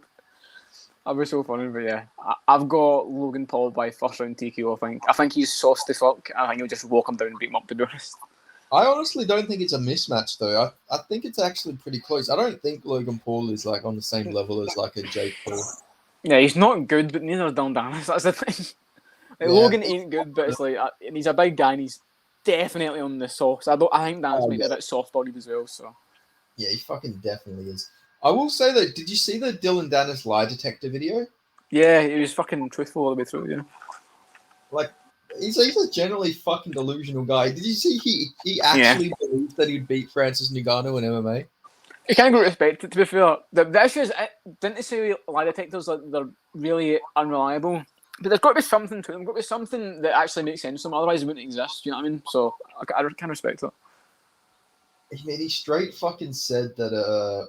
He got asked, "Do you think you're the best looking fighter on the card?" And he's like, "Yes." And then he was like, "I'm getting a big reading that it's false." Like, okay. Yeah, it's actually Tommy Fury. You know, he's got nice eyes. Yeah. You know, not my type, but yeah, he's got pretty nice eyes. How funny to be. Oh, yeah, sorry, go on. No, carry on. I've got something. I was going to say, I liked how when they said that it was false, he was like, "God damn it." yeah, they fucking confess. Like slow, he said it like under his breath too. He was like, "God damn it!" It's like been caught fucking stealing out of the cookie jar or something. Like, that 100%. Yeah. What was I? Yeah, I was going to say, how funny would it be if they had like a lie detector, like a bunch of random fighters on fight week, and they just asked them like one of the boys came for the corner, like, "Do you like kids?" And they're like, they just went dead face and like, "We're getting a weird reading this." So like, they're like, "No," some random fighter, it's like any random fighter on fight week. So do you like kids? Yeah, and they go, no. And he goes, "We got an interesting reading this one here. It seems like maybe just get out as a fucking nonce on the fucking UFC fight week lie detector." what fighter would you like to see on a fucking lie detector? I'd love to see like fucking John Jones on a lie detector. Yeah, or just to test out, I think Colby would be interesting. What does Colby really believe in? Do you hate this guy really? Do you think he'd beat this guy? I think Colby would be quite an interesting one. Colby, do you support? I don't know what's like fucking. Colby Covington? Have you ever watched trans porn? No. I'm getting big readings here. That is false. Yeah, they actually asked him. That's fake news. Colby, do you really support Donald Trump? And he just starts fucking profusely sweating. Colby, you have to answer the question. I think I read somewhere that he hasn't even ever registered to vote, so like he definitely didn't vote for Trump. It is weird, isn't it? The whole narrative of him versus Usman was that he's a Trump supporter when Usman's literally like friends with Trump and went to his rallies and stuff. I find that so weird. Yeah, and like fucking a genuine supporter as well. I remember how there was all these like articles like racist Trump supporter gets his jaw broken from Biden supporting not immigrant, and then it came out that no, he's absolutely not a fucking Biden supporter. Yeah. And so Gates, a Trump supporter as well. That's a kind of that thing. What was that, sir? I said Gates, a Trump supporter as well. He's big into fucking Trump. He goes out the rallies and shit as well. I was gonna say Rosie O'Donnell. You know the fucking the fat woman. Yeah, the fat fucking hog. Yeah, that fat bitch. She did like a fuck Rosie O'Donnell. We smoking that Rosie O'Donnell pack in the podcast. Let's go. I remember she fucking commented on Sean O'Malley's post of Trump, and it was just a heartbroken emoji, and all the replies were "Shut up, fat bitch." Shut up, bitch! That fucking Rock video, yeah. Yeah, that was actually one of the replies you could give for Rock. But yeah, I was gonna say that I remember Rosie O'Donnell like commented on some post about fucking Usman, and it was like, if you like Joe Biden, then you're gonna love this guy. It's like, what the fuck is the correlation between Kamaru Usman and Joe Biden? Yeah, old white dude, and fucking Kamaru Usman's a fucking muscular black man. Like, what's the fucking correlation there, Rosie? It's one of them fucking Venn diagrams that just comes in. Joe Biden fans, Kamaru Usman, and comes right in the middle.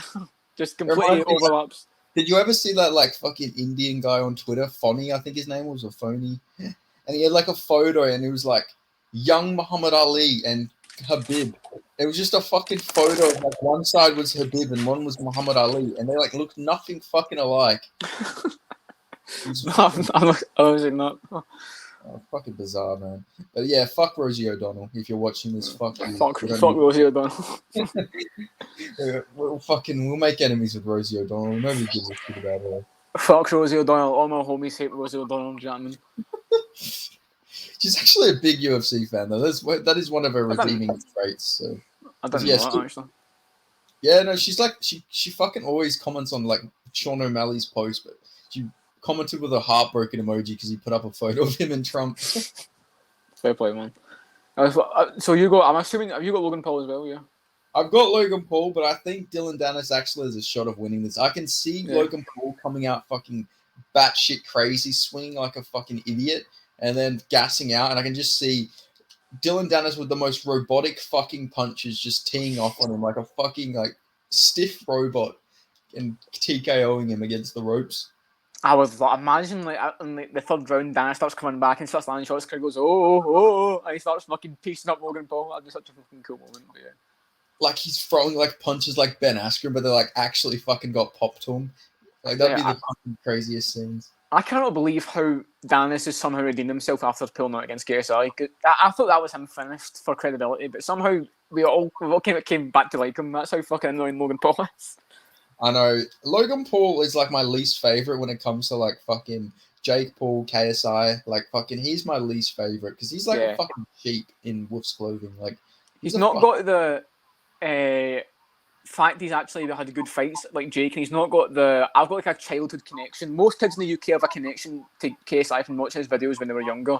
I can say the same thing, but it's like with Logan Paul, I've got no connection to him at all. It's just like everyone somehow accepts him, and the scene is like it's Logan Paul, but he's done a bunch of weird things, and he's a fucking weird cunt. So yeah, and he's a bit of a douche.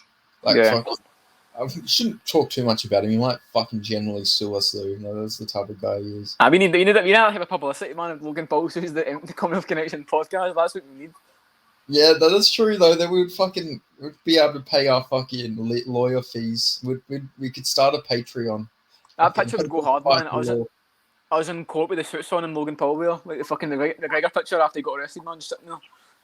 I mean, I have an actual photo of fucking, like, a video of Logan Paul in real life because he was at fucking UFC 284. It was so weird to see him in fucking person, man.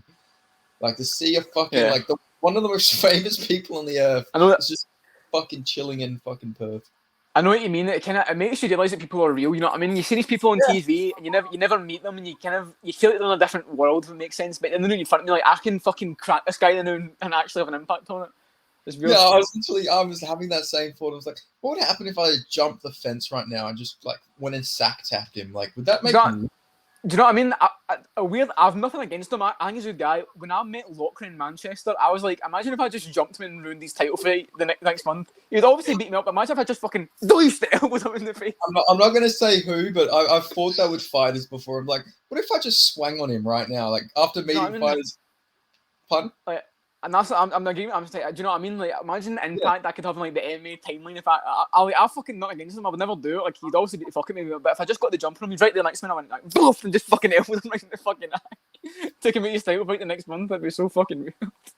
Okay, so here's a funny story. When I went to the UFC Fighter Hotel to go and fucking meet Jack Jenkins, before I met him, as I'm walking, you'll never fucking guess who I seen.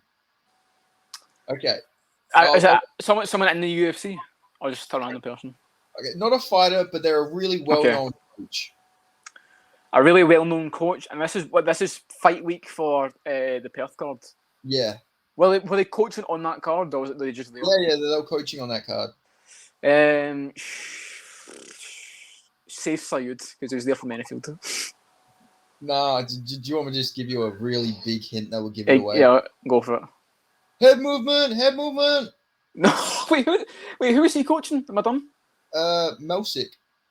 Oh, Armenian. Yeah, makes sense. Fuck the fucking boy Tarverdin. Jesus Christ. I walked past him, and I shit you not, he death stared me for some reason. You know how tempted? I was so tempted to just go head movement. I was so tempted, man. He would have started some shit, man. If you watch fucking Tarverdin on Tough, you know he would have started some shit. I know exactly. And fucking, I got my dad to drop me there, so I don't want my dad to just like look back in the mirror and see me getting fucking beat up by some old Armenian guy. That's not a good look at all. But I was so tempted. And you know what's funny? Afterwards, when I was in the fighter hotel, I literally see fucking Melsic Bagdasarian fucking just sitting on a fucking chair, looking so pissed off. Like they're the angriest people I've ever seen. This Melsic's just sitting there with a glass of water in front of him, just. It's like he's analyzing the room, looking for people to kill. It was so weird. Like, he looks so angry. I don't know, fucking Edmund had like a fucking fight or something, but they both look so pissed off. I can picture Bagdasarian's face being pretty fucking stern and fucking pissed off, yeah. I don't know. It was so weird because I'd been watching memes of fucking Edmund all of these years. Yeah. And to actually see him in the flesh was so weird. Had massive bags under his eyes. He looked like he hadn't fucking slept for like 4 days. Jesus, that's what I meant though when I went to Cage Warriors, because that was like obviously that's a lot more confined than. But I can't. What building was the Perth called in? So it was in the RAC Arena, which is actually pretty small. Yeah. It's only got a capacity of like 12,000. Well, yeah, but I was at the fucking BC, you know, which is like a little fucking warehouse in Manchester. Like it's a lot more kind of combative. So I went from like watching Cage Wars to all of a sudden being in a building with all the fighters like walking around. It was so weird. It was like a fucking simulation. I was like. There's that guy. That guy's there. That guy's behind me. I went to the fucking. Oh, there's Lochran. It was like so weird that I'd been dropped into this world of all the fighters I've been watching. There's fucking Michael Shamu. He's in this fucking Estonian coloured jumper. This fucking massive fucking Cameroonian guy. I went up to him. Shook his on. It was so fucking weird, man. The weirdest thing was I ran into Josh Kalibau like 4 fucking times during fight week. I just kept fucking running into Josh Kalibau. Like, I only talked to him one time, but every little fucking place I went, I just see. So, obviously, I'm going to see him at the weigh-ins because he's facing off with Melsic. Then I fucking see him when I'm meeting up with Jack Jenkins. Then, actually, I seen him when me and my friend were my friend was buying tickets off Clayson Rodriguez. I don't know if I ever told you that story. I don't think so, no. I'll explain that one afterwards. So we go there. We go to the same hotel that Jenkins is at, and we see Josh Kalibau. That's how I got a photo. Then afterwards, I fucking see Josh Kalibau again when I go and meet Jenkins. Like, he was literally like fucking like on the other side of the fucking city as well. But as I'm driving, I fucking see him again. It's like, why the fuck do I keep running into Josh Kalibau? And then obviously I watched him fight. But that was just like.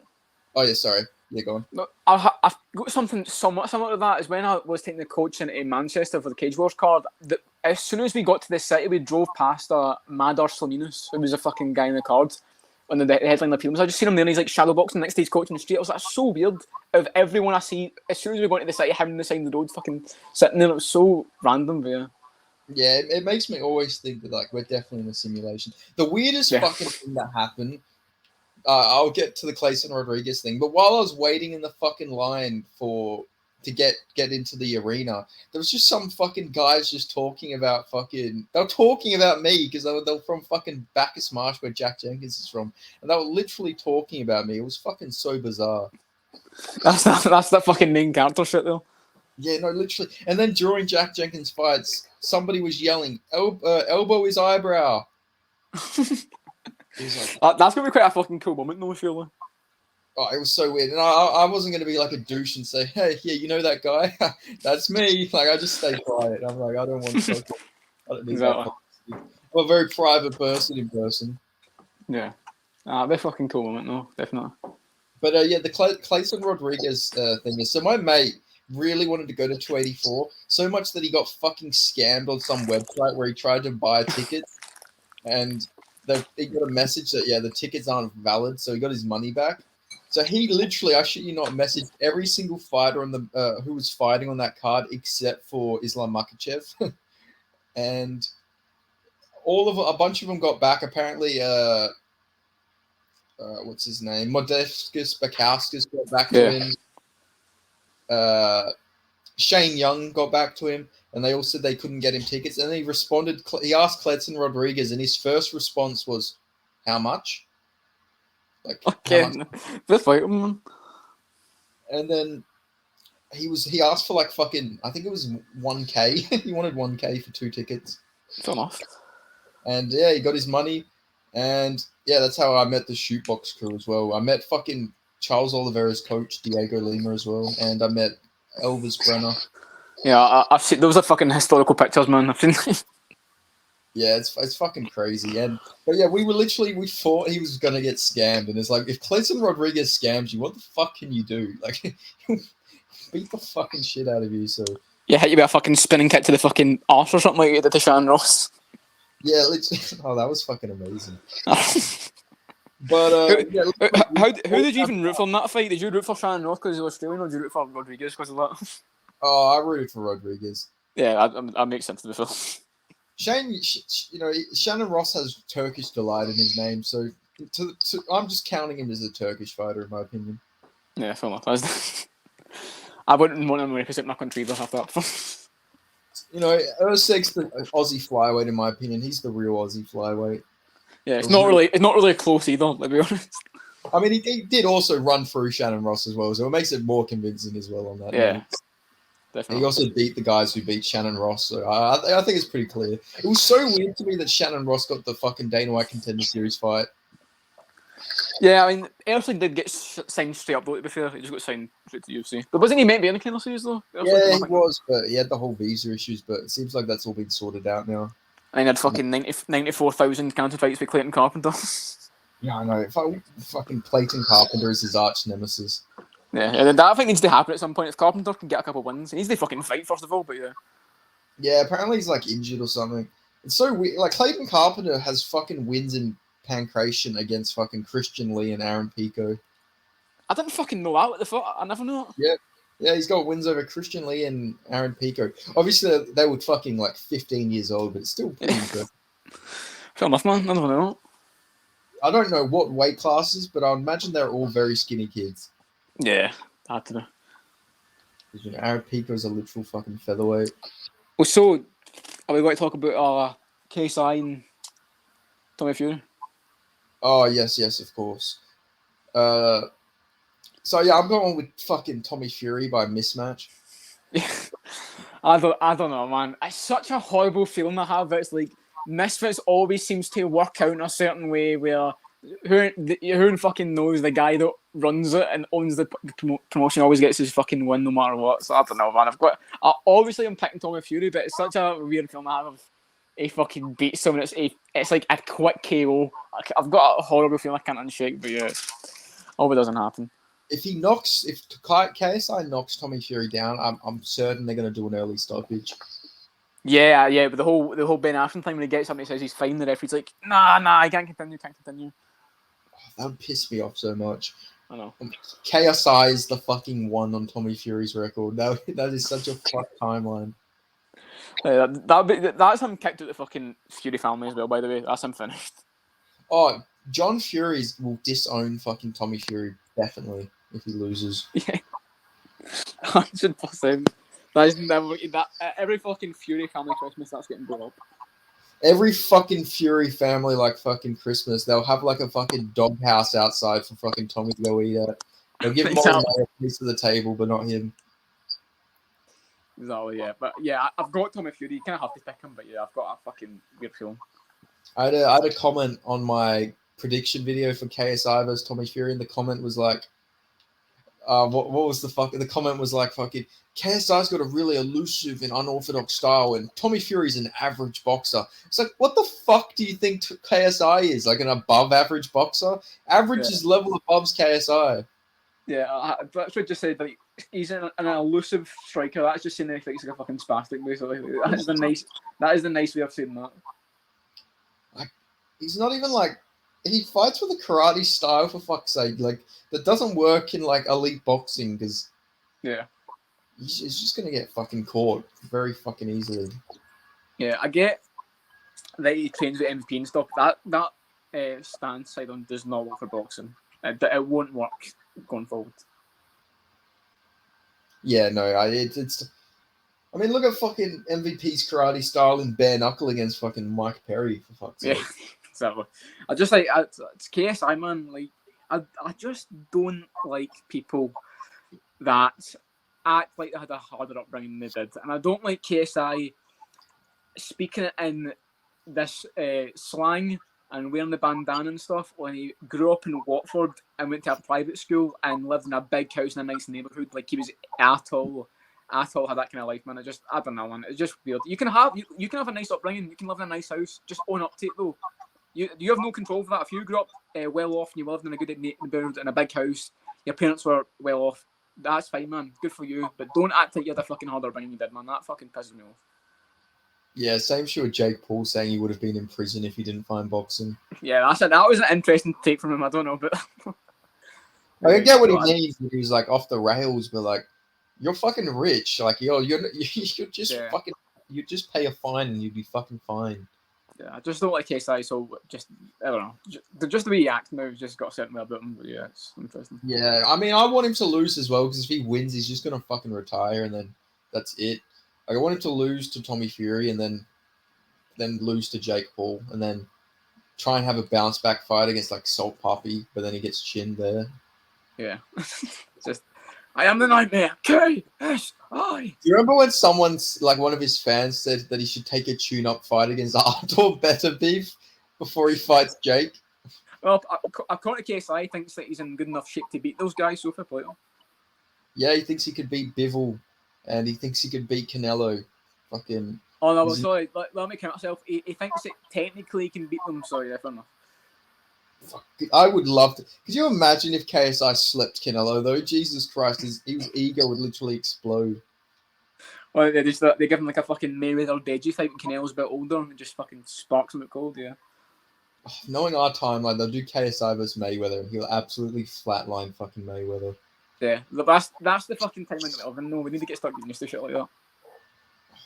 They need Mayweather versus like fucking Salt Puppy on a Misfits card for shits and gigs. Yeah, I think Mayweather will do Misfits cards, man. I think, especially in case I run that, I think he'll take that fight. I think Mayweather's just like, I'll do my own events and no one's what to fucking watch at this point. Yeah, I don't understand. Like, surely none of his like weird fucking events are even making money at this point. Like, who the fuck wants to see him versus fucking Chalmers?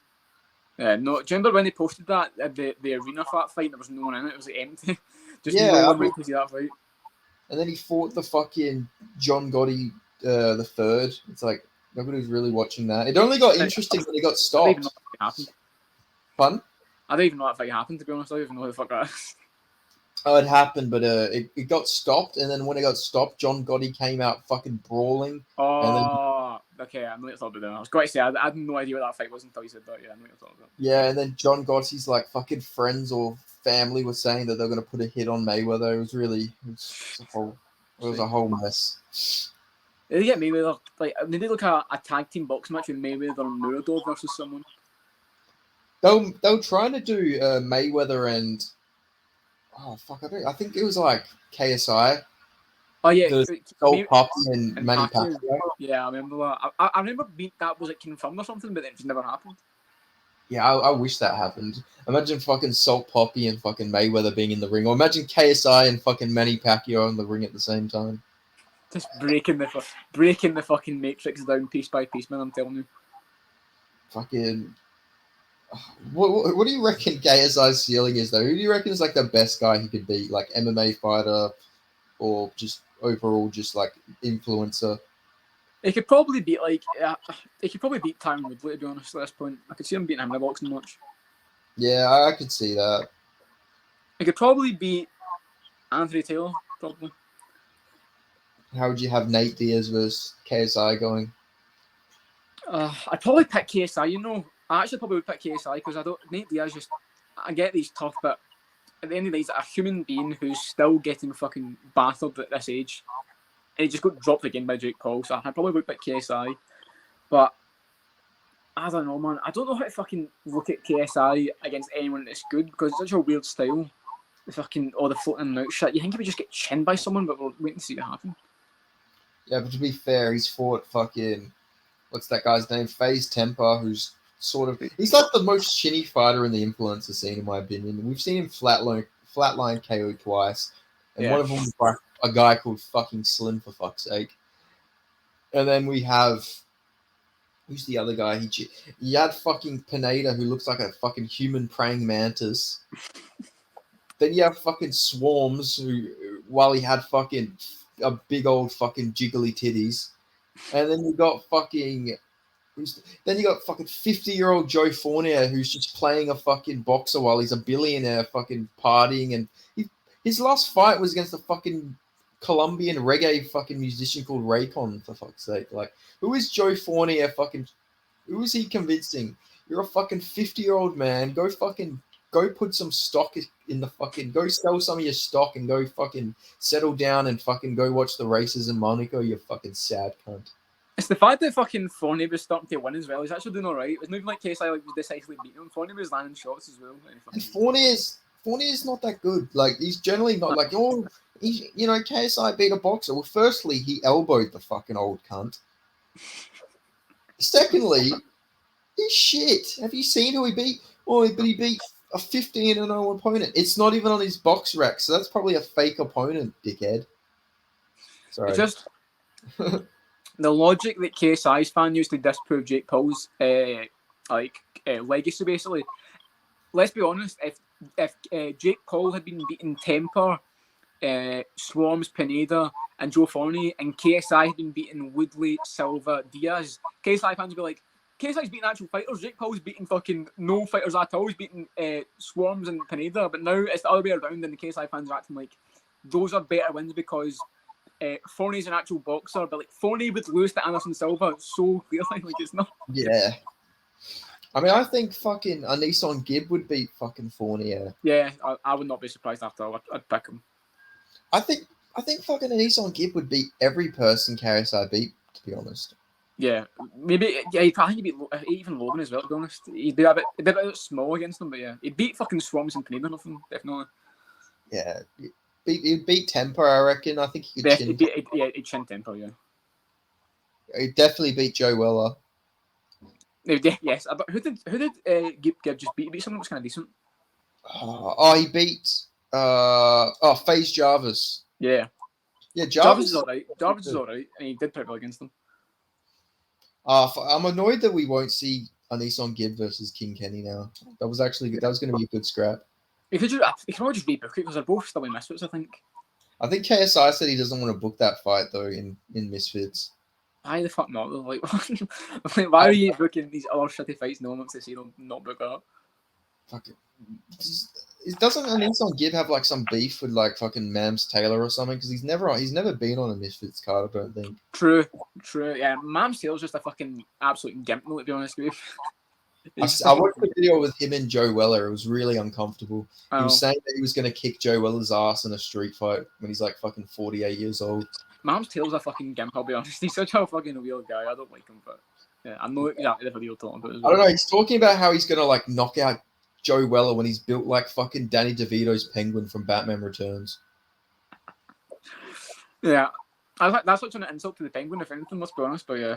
But like literally, he's built like Danny DeVito, and he's like talking. Oh, I'll take you outside. And I'm gonna knock you out. And the way he talks as well, he talks so like weirdly posh. It's like yeah, but he talks like a hard man at the same time. Like he talks in a posh accent, but he talks like a big fucking road man. It's fucking bizarre.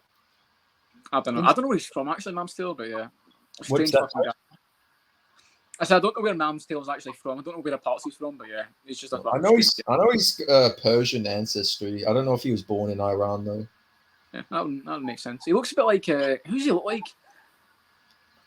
Someone in the face looks a bit like, but I can't think who it is. Fuck, I know what you mean. I do. I see his face and I think of somebody. It's like, hold on, let me get a fucking picture of Anthony Taylor up real quick, and I'll tell you who it looks like. I mean, Mams Taylor. Mams Taylor, yeah. What that's it? That's it, Anthony Taylor. He looks quite a lot like Anthony Taylor. I'm assuming you've got Tommy Fury by. Who are you picking Fury by? Like stoppage, you think?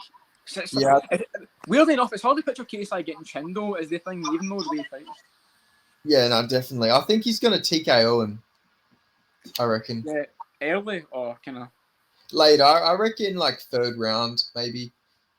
Who do you reckon the cardio advantage? Oh, KSI's not even fought past fucking 6 rounds, though, has he? Like the longest fight I had was at Logan Paul. This is 6 rounds. This is 6 rounds. Yeah.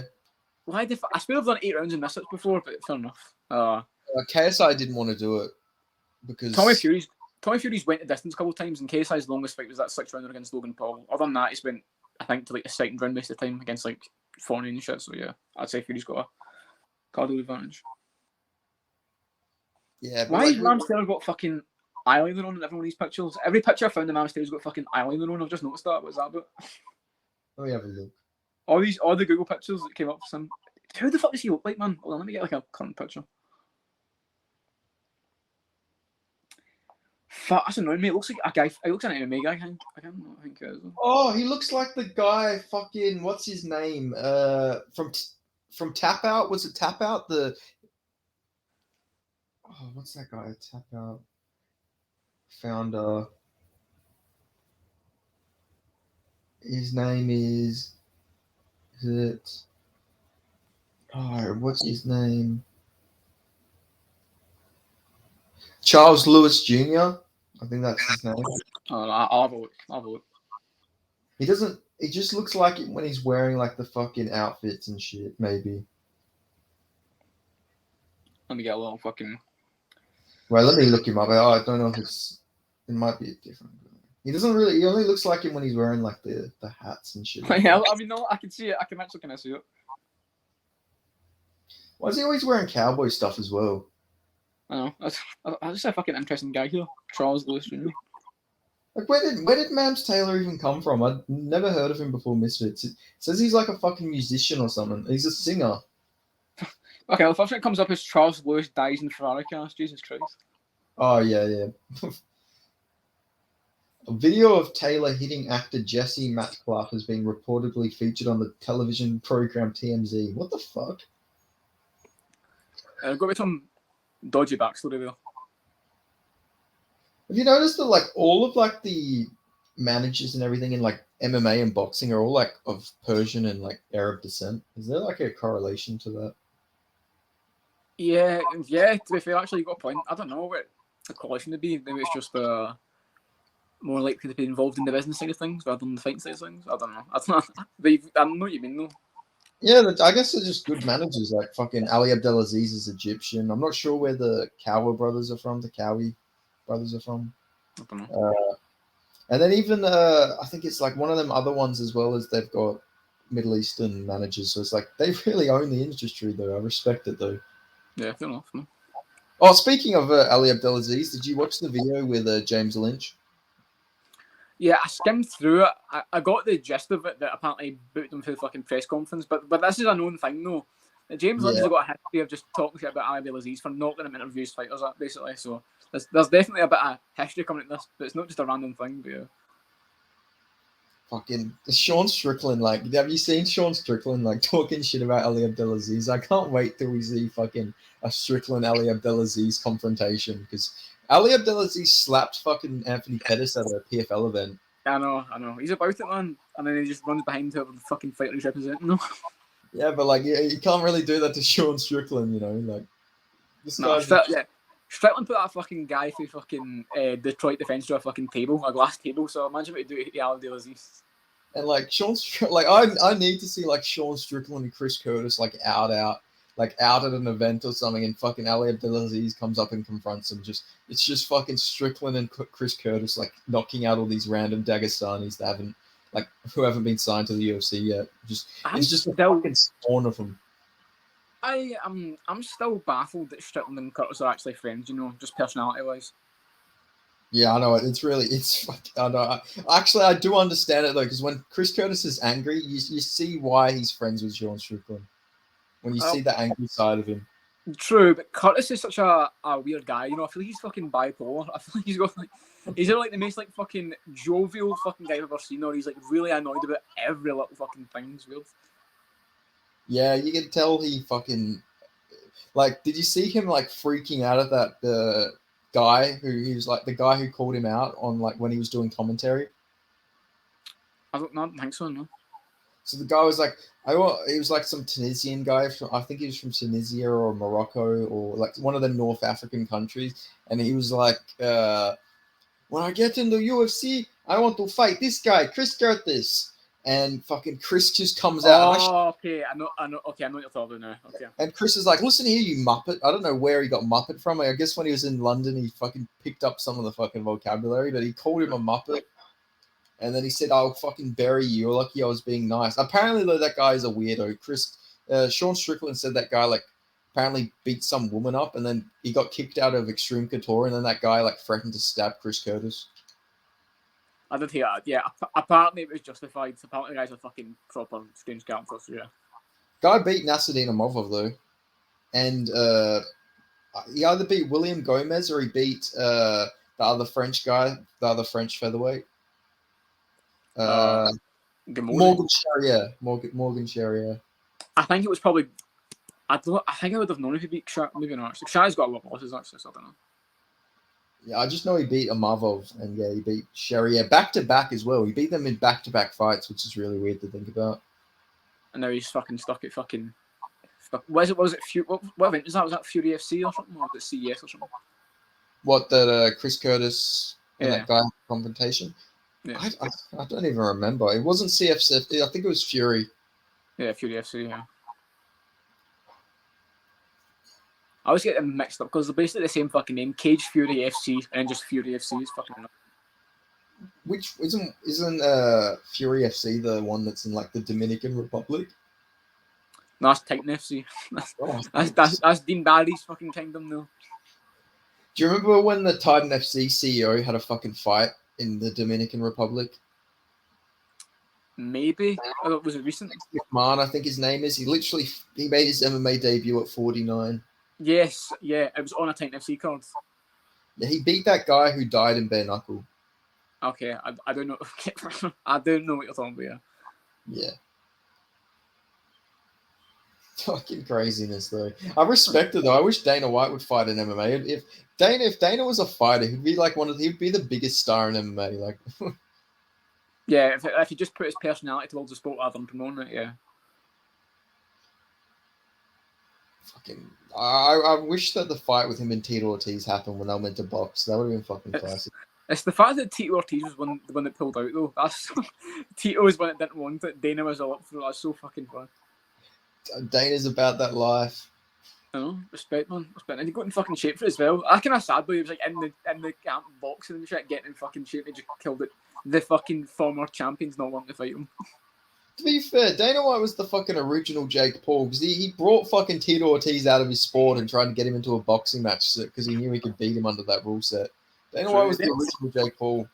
Dana White was a boxer when he was a kid, I'm pretty sure. Yeah, he was apparently an amateur boxer, but there's like no records of his fights anywhere. But You know, back in that time, it was probably a bit harder to find records and all that shit. And he's got that fucking Darren Till fucking 300 Muay Thai fights. Fucking no proof of them at all. 15-0. Yeah, that shit's crazy. Fucking. Have you seen like that video and it's like Darren Till's like MMA highlights and it's like playing with the fucking Thailand Muay Thai music? I don't think so. You just say that I got the fucking flashbacks to that fucking that Instagram reel. They fucking recommended me that fucking Chinese music. I was like, what the fuck is this shit? Oh yeah. Why the fuck would I ever use that? Let me pop that fucking music up. I don't. There you go, Austin. That's a fucking bio. Fucking why would I ever want to use that song? Like that. Yeah. The I don't know where the Instagram guys get their music from, but fuck, it's trash. Yeah, sometimes they recommend a good song, and I'm like, it's a good song, man. It's like German. I think it's German. I don't know, maybe. I don't fuck knows. It's probably man. Fucking hell. I just held it and I was like, what the fuck is this? I'm about to listen to. Imagine being at the clubs at like fucking 2 a.m. in the morning and that fucking shit's bopping. Bang, man, yeah. I might use it as a fucking rocket song, to be honest. Imagine you're trying to like fucking whisper into a bird's ear and that shit starts fucking playing. What's he doing? I don't know. I think it would set the mood a little bit. Yeah, I don't know what kind of mood though. Fucking goofy ass fucking mood though. Fucking. What fight are you most looking forward to this weekend for Cage Warriors? I'm actually going to try and watch this card. I'm pretty excited for it. I mean, probably the main event just because Paul Hughes hasn't fought in a while, and Higgins is pretty fucking decent as well. He's a big guy, but rather than saying the main event, I'll say what's like an underrated fight I could say? Probably Sumir Caddy versus Paddy McCrory. Two middleweights, pretty fucking solid. Two big guys. Caddy's another French Algerian, so just like Ziam and Gamori. And Paddy McCrory's the guy that flying maiden about Angus Hewitt out fucking. But they still got to come back for that one though. He put out Angus Hewitt with a flying knee and then pretend they smoke a split after. That was a celebration. But yeah, it's a good fight. Winner of that will probably be something at middleweight, and we'll see. But yeah, Caddy's been out for a while, so he's been out since like late 2021, I think. Is Mason Jones? Is his fight this weekend? Yeah, it's the co-main event against Lassie, the guy that Hardwick just beat in Manchester. Yeah, I thought it was. It's good. It's a tough fight though. Lassie's tricky, but I think Jones will get into him. Luxembourg's not doing too well though in the martial arts world. As a cop, I mean, but I think Lassie's like Luxembourgian, whatever it is, through and through. And as a cop, he's like fucking all over the place. I don't know how Iskarov like came out representing Luxembourg of all places. It was like Chechen, born in Dagestan, representing Luxembourg and living and training out of Belgium. It's like, where the fuck did Luxembourg come into this? It was kind of like Tapuri into it. There's like fucking Spanish, German, Georgian, and like the Azaita brothers as well. Yeah, that's true. Are you excited for the return of Abu Azaita? Definitely. I actually don't think even once. I think Damas might beat him.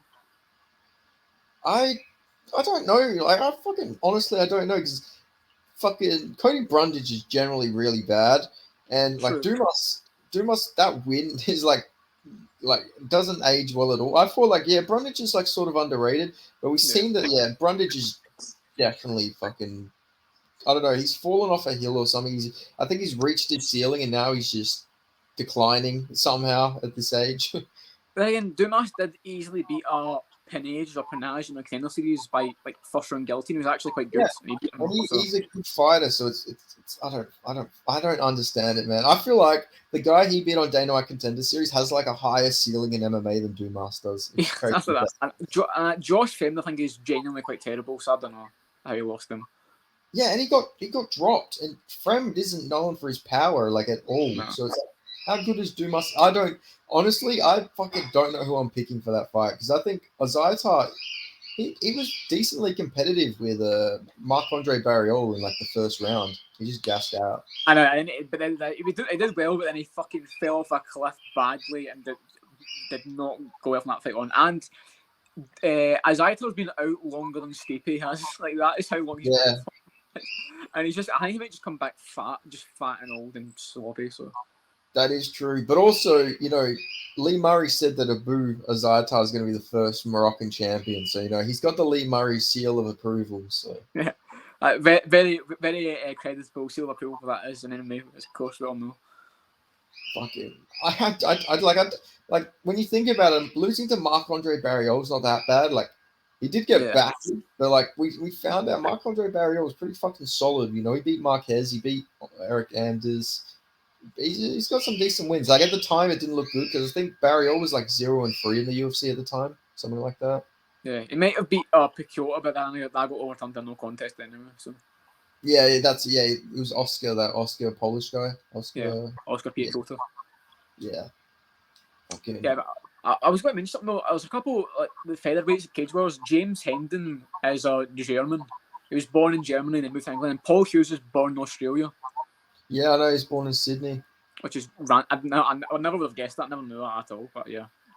Oh, it makes a lot of sense. There are so many like Irish born people in Australia. Like I feel like most of Ireland has like moved to Australia, especially Perth. Like there's so many Irish people. It's actually insane. It's about like Casey O'Neill, born in Scotland, moved to Thailand to Australia and lives in America. And I think then she comes out with the Australian flag. Yeah. Okay. And she reps on her Instagram. She has Thailand in her bio. Yeah. I think she did live in Thailand for a bit, maybe. But yeah.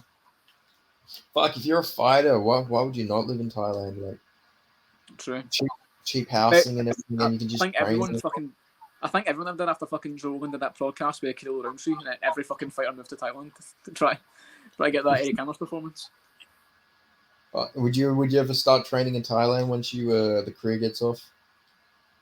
I would train. I don't think I would live in Thailand though. Thailand's a dodgy place. I don't know if I would even trust living in Thailand, man. One night you wake up with your fucking front toes missing, you know what I mean? I just don't trust. Yeah, that's true. Yeah, I definitely wouldn't drink in Thailand. I mean, I don't drink at all, but I wouldn't get fucking drunk every night in Thailand. Not unless I'm with someone I trust. Yeah.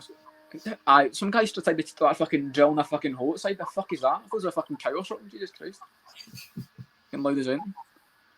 Getting attacked. I was going to say, yeah. What do you think? I know this was random, but what do you think of CLD going to Birmingham for Team Renegade first camp? So that's Leon Edwards' camp, right? Yeah, I think it's a good move because there's a lot of guys in that gym that are around that weight class, that kind of lightweight, welterweight, middleweight. I mean, I think it'll be Fabian Edwards trains at the same gym as Leon, yeah.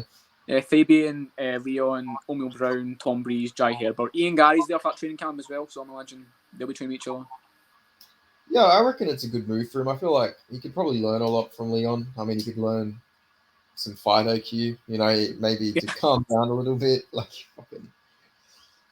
Yeah, he was fighting like a maniac last fight. Yeah, I've said this before. I think the issue with that one was he was going to try to turn him because that fight was in June.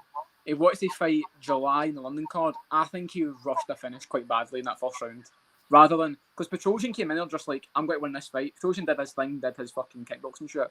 I think CLD went in there like I'm going to finish this guy, and that was not the right mindset for that fight. I think that's why he was overdoing everything.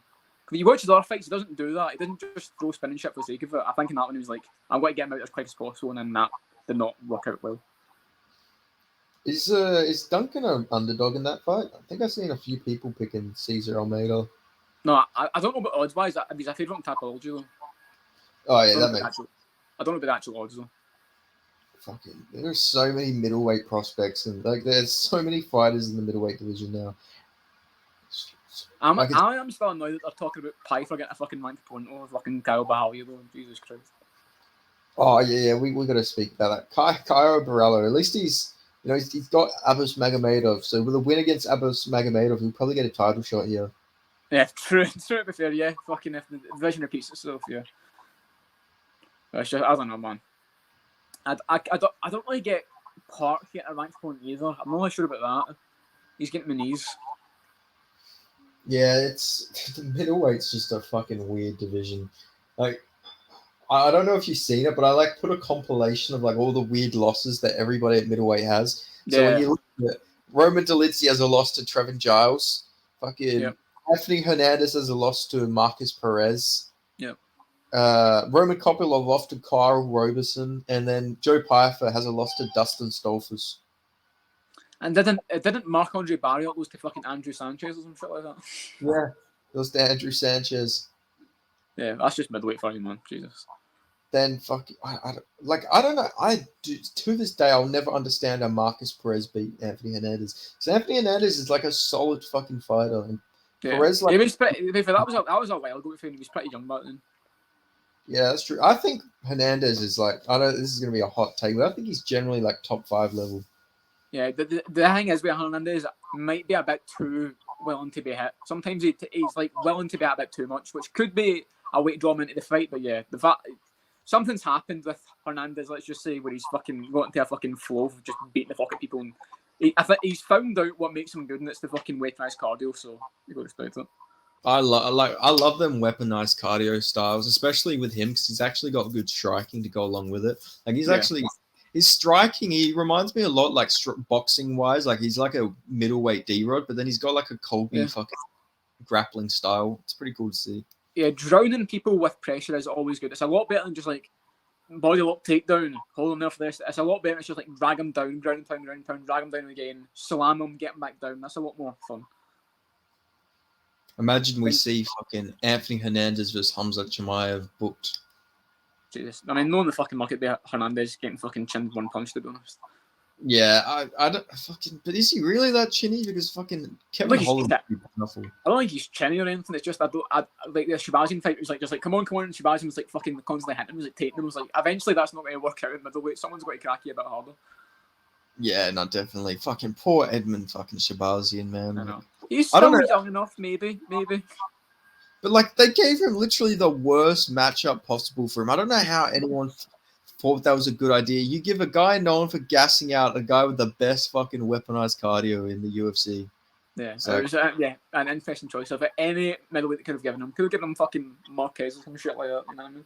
Anyone could have fucking gave him Jordan Wright. Jordan Wright, I don't. Was he still in the UFC at that point? I think so. I think his fight of the year contender against Zach Boyunga hadn't happened yet. I was thinking about the Dusko fight, but yeah, the fucking Zach Boyunga fight. Jesus Christ. Yeah, what a fucking. When was that? Was that Andrade Blanchfield? Oh, that was in February, and then it might have been February, to be honest. And then Hernandez Shabazian was that? Yes, that was okay. I don't. It might still been signed and then got released a bit later. So I don't know. I think he got cut a few months later.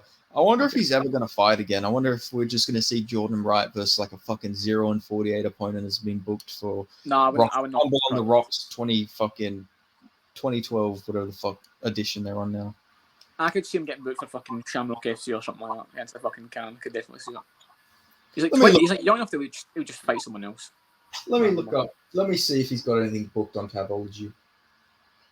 I mean, he's rich. I mean, I can't imagine if he doesn't want to fight, he can probably just go do something else. The Beverly Hills Ninja. It's fucking one of the worst nicknames ever. Why did it? I can't remember why I called myself that. Something they be running in Santos and when they do that.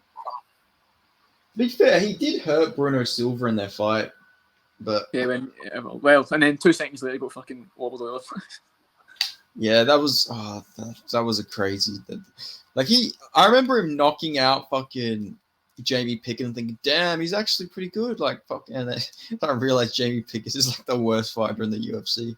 Well, has anyone beaten Jamie Pickett that easily since then? No, and that, to be fair to him, no one's beat him that kind of decisively since that fight. To be fair, no one actually has. I mean, not even fucking Bo Nickel. No, I hate the fucking name in the fucking dick to get him done. At least Jordan Wright got a clean win. Just how good is Jordan Wright? Yeah, exactly. How good is Jordan Wright? I remember they confused Jordan Wright. I remember Bisping confused Jordan Wright and Jordan Williams. He was like, and RoboCop, he did get knocked out by Jordan Wright, and then Jordan Williams had to come and correct him. Yeah, only Jordan Williams is fucking chatting off the chin fucking Greg Rodriguez like that. I wonder if he's ever going to fight again, fucking Jordan Williams. I don't know. I think he's kind of older as well. Yeah, but hey, it was a big... They literally, only promo they ever did for Jordan Williams was when he was fighting Nasruddin Imavov, and they just kept hyping him up for having diabetes. Yeah, and he's fucking... I'm having like fucking get up middle of the night, take his fucking medicine and stuff. Like, I get it, like, it's like, cool, but it's not that interesting. Every fucking fight you'd ask him about it, the media do, about his fucking diabetes, man. It's like, fuck, he's got more than, his personality's more than just having diabetes. Yeah, that's why I would hate to have, like, a fucking mental issue in the UFC, because that's all you'd ever get asked about is that one thing. Well, imagine that's why, like, fighters don't come out as gay in the UFC if they're gay. Like, it'd be pretty fucking annoying to get asked every media day.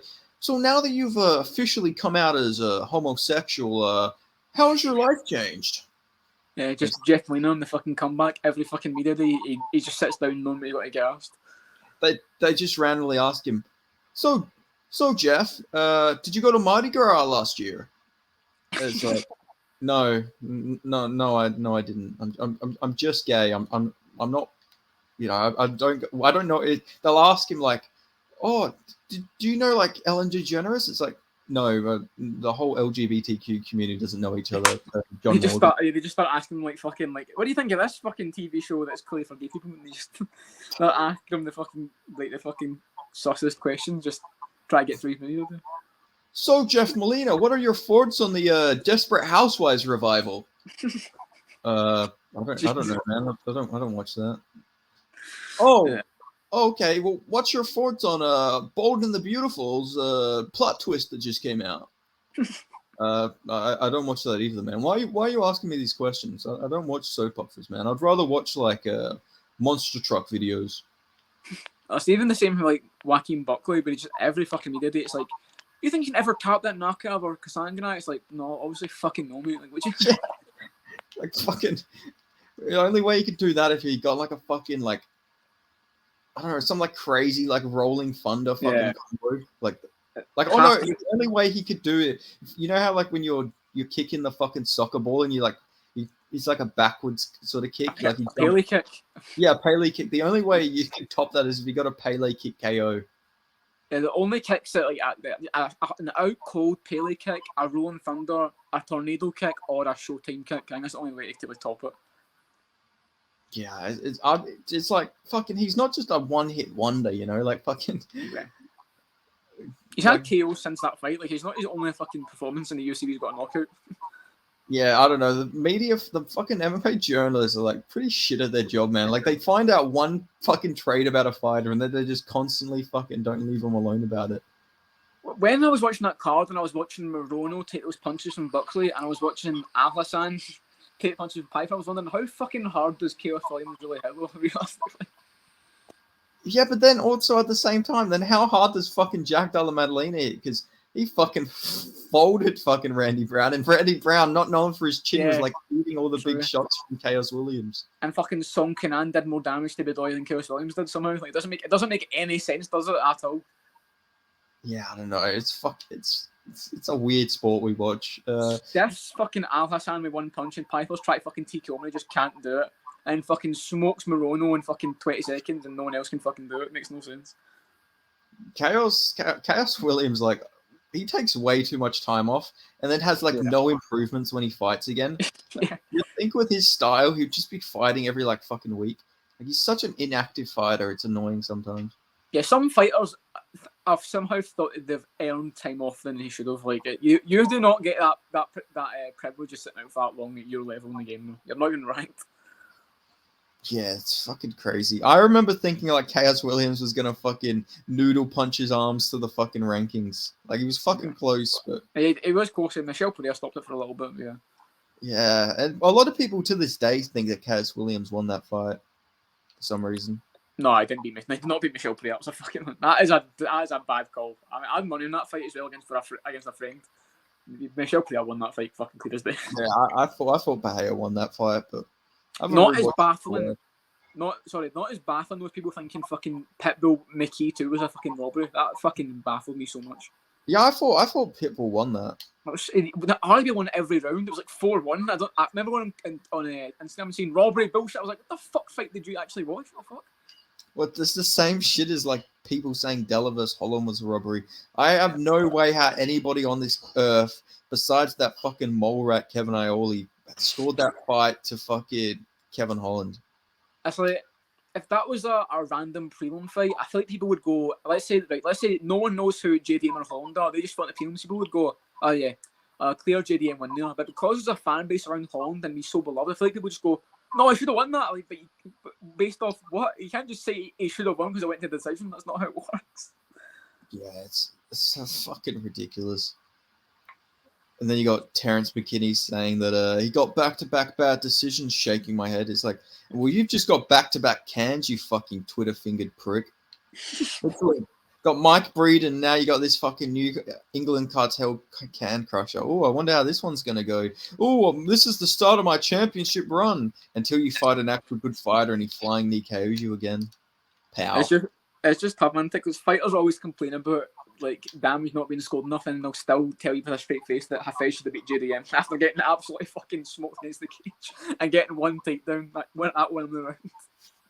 It's so weird. And it's also Chris Curtis is weird because he says he's like the biggest JDM fan, but he's like he's tweeted about both thinking Hafez and fucking Holland beat him. It's like, what the fuck are you watching, Chris?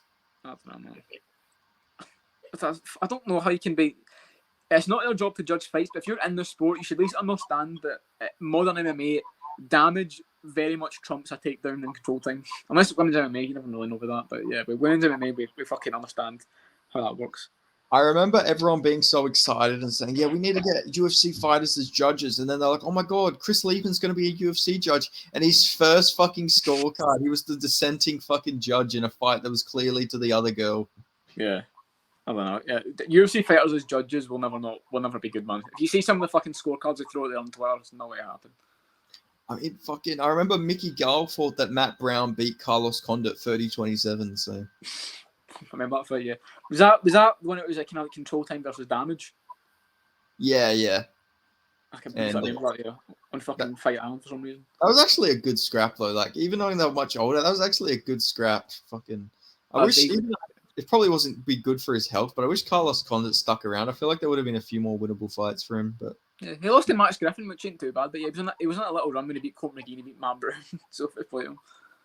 Yeah, fucking, he looked so good in them fights though. Like fucking. He probably could have beaten like Nicholas Dalby or something if he stuck around. Yeah. Now Dalby's on like the run of his career though. I can't believe Nicholas Dalby's on a fucking win streak, man. Fucking fair play him.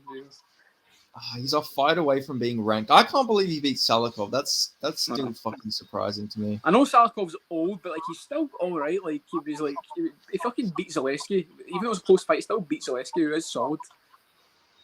Yeah, beating Ronaldo ain't easy. And he beats Ronaldo a lot more convincing than Randy Brown did. Yeah, it's fucking. The sport doesn't make any sense. Let's be real. I was saying that Salikov just got booked against Randy Brown actually. Yeah, I did see that. I think Randy Brown will win that, to be honest. Yeah, Salikov did not look good in that last fight, man. I think his age is starting to catch up to him. I'm pretty excited. I'm not even kidding. I'm pretty excited for Turman versus Jared Gooden.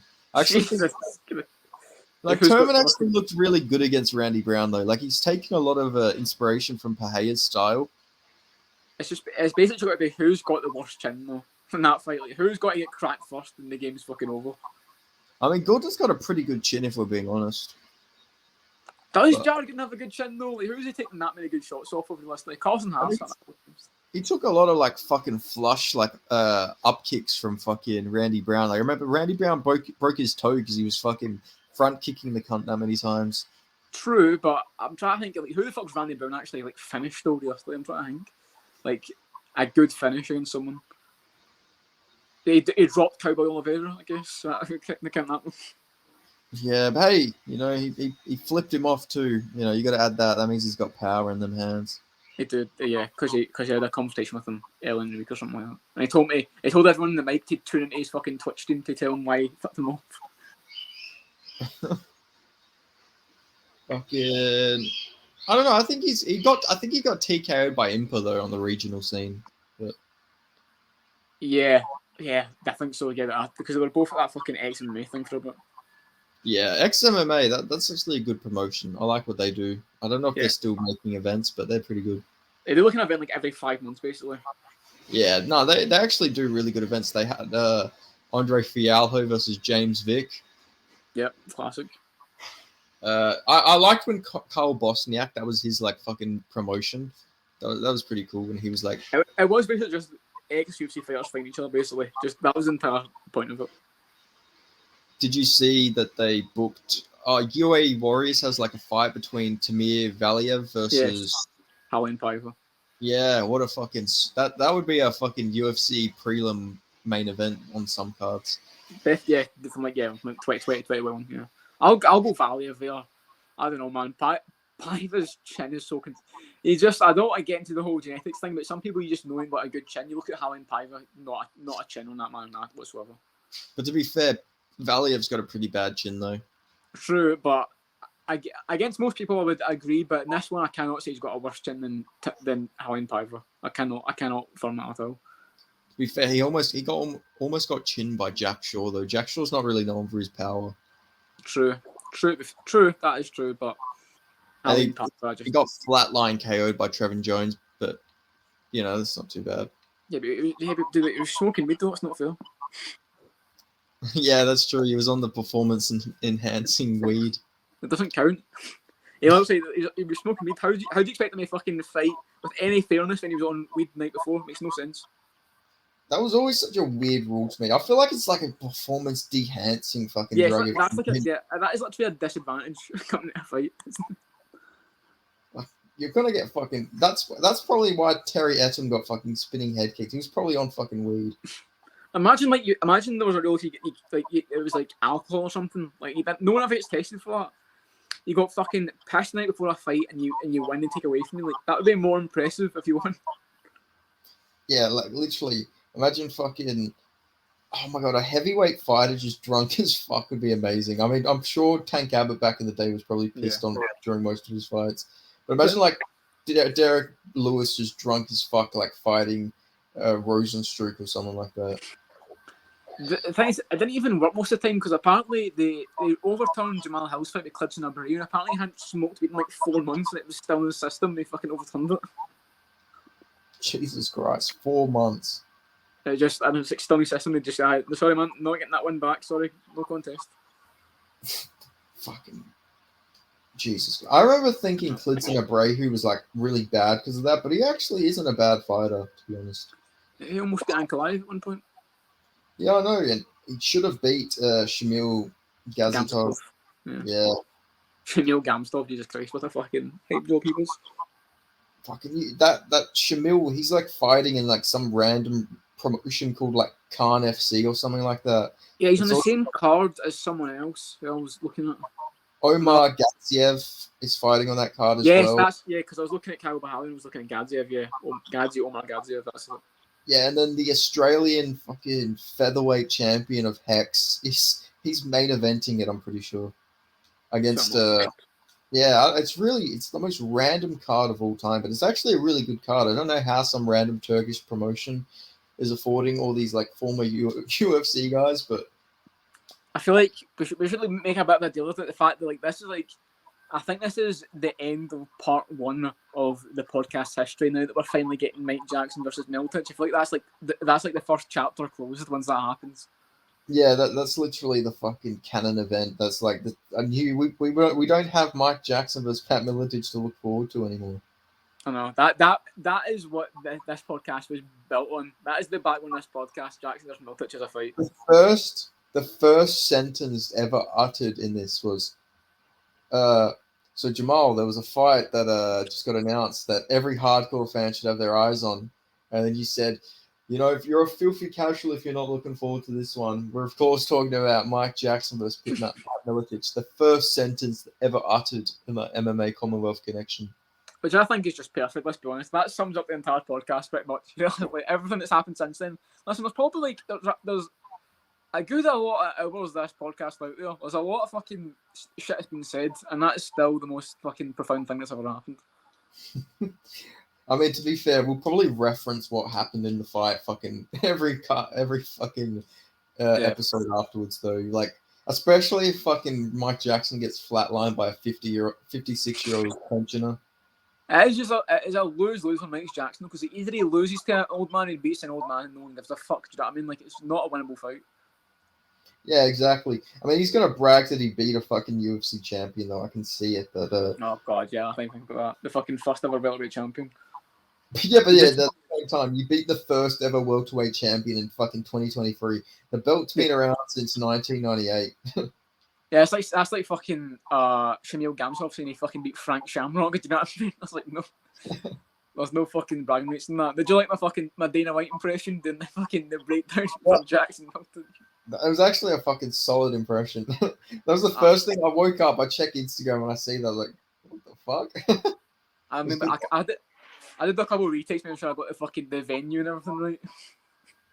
Fuck, you did all the research on the event. I'm looking forward to that card. It looks like a stacked one. Yeah, let's say I generally recognise no one on the card other than Jackson Miltup, to be honest. It looked like a bunch of like hobbyists that are like fighting on the undercard, like not even like fucking like proper MMA fighters, just some hobbyists that wanted to go take a fight. Apparently, it's a pay-per-view. Did you see that? They're going to pay for it. Yeah, I know. It's like, who the fuck's paying for that? I don't know, man. That kind of ruins it. I thought it was on a Friday or something, but it's on Saturday, and we were going to do a companion for it, but it's on the same time as the UFC and the fucking Misfits thing. So I don't know if we can do it, especially if it's pay-per-view as well. Well, I guess we'll find out when Kaposa posts about it. Yeah, basically, yeah. I'll get a fucking streamist. I mean, I'll buy it and watch it legally, and I'll see who wins the fight. I mean, to be fair though, imagine how disappointing it'd be if you paid for that pay-per-view and it's like fucking 20 seconds and then Mike Jackson carries Miletich. And Miletich fucking blows his knee out walking into the cage. One fucking leg kick and then fucking Pat Miletich rolls around. Ah, my leg! I could see that, to be honest. Did you not see that? Miletich comes in, he tries to do it, he goes like, he lands a good shot and comes forward and his fucking knee blows out and rolls over. I could so clearly see that. I can see fucking Pat Miletich coming out like Damian Maia striking so slow and so ploddy, but I can just see him rocking fucking Mike Jackson with every shot, and then I can just see Mike Jackson stunned against the cage and he gets teed off on and KO'd. I don't know, man. I fucking hope so. I don't know if it'll happen, but man can dream, yeah. Like, when you think about it, yes, Pat Miletich is fucking an old man now, yeah. But at the same time, he's also not like an average guy. Like, Mike Jackson's an average guy that fought in the UFC because he fucking went and delivered newspapers for Mick Maynard. Like, he's not a fucking athlete. He's not a good fighter. He's still old himself. He's like 39 years old, and in his prime, he was shit. He's even shitter now. Like, Pat Miletich in his prime was an elite fighter, so at the very least, you know, an old man, Pat Miletich, should still beat this fucking freak. Yeah, he needs to just shoot, man. Don't fucking Grant Dawson it. Just fucking go in there and shoot straight away. Oh my fuck. Could you imagine if Mike Jackson just literally knocks him out in 30 seconds? Yes, definitely. Yes, probably yes. I probably could imagine it, to be honest. At his age, I could see it. Oh, Tito Ortiz fucking bearing thing as well. He would, even if it was a fucking injury, he'll fucking celebrate it. Like, he definitely will take the piss out of it 100%. But if you watch Mike Jackson against Peter Rodriguez, you've been doing this for a long time. How do you look this bad in the field? Like, you did not look like a UFC fighter in there. Do you know what I mean? Against Rodriguez, like going backwards and shit, it looked so bad. I don't know how you've been doing this for so long, boxing, Muay Thai, and still that bad in the feet. I mean, he's built like a senior citizen, for fuck's sake. Yeah, I don't know, man. And he's close enough to being the fucking human carpet as well. He's fucking hairy as fuck, Mike Jackson. Yeah, no, he's fucking gross, man. He's fucking disgusting. He's also, his tattoos are really shit as well. He's got fucking Pinky in the Brain on his fucking arm. Yeah, he's got the fucking Egyptian fucking horror eye as well. Oh yeah, I think he's one of them fucking Afrocentrist guys who like believe that the ancient Egyptians were black, even though, you know, in the fucking Egyptian fucking temples and everything, they had like brown people and then they had black people as the Nubians. But still, you know, Mike Jackson, he's got his own theories on life. Yeah, Mike Jackson clearly knows more than I do. So yeah, and then his black power tattoos up to getting covered up by his fucking disgusting fucking scraggly hair. You can't even see it in Yeah, his black power tattoo that is very visible because of his light complexion. Yeah. Yeah, if that was on Rosenstrike, you wouldn't be able to fucking see a thing. Yeah, exactly. It should just say like quarter black power or something like that. That is so ironic. You can see the tattoo so clearly because of how white he is. Crazy man, crazy Mike Jackson. I I just need him to get flatlined, man.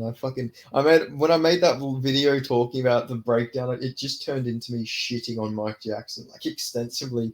I called him Mike the race beta Jackson.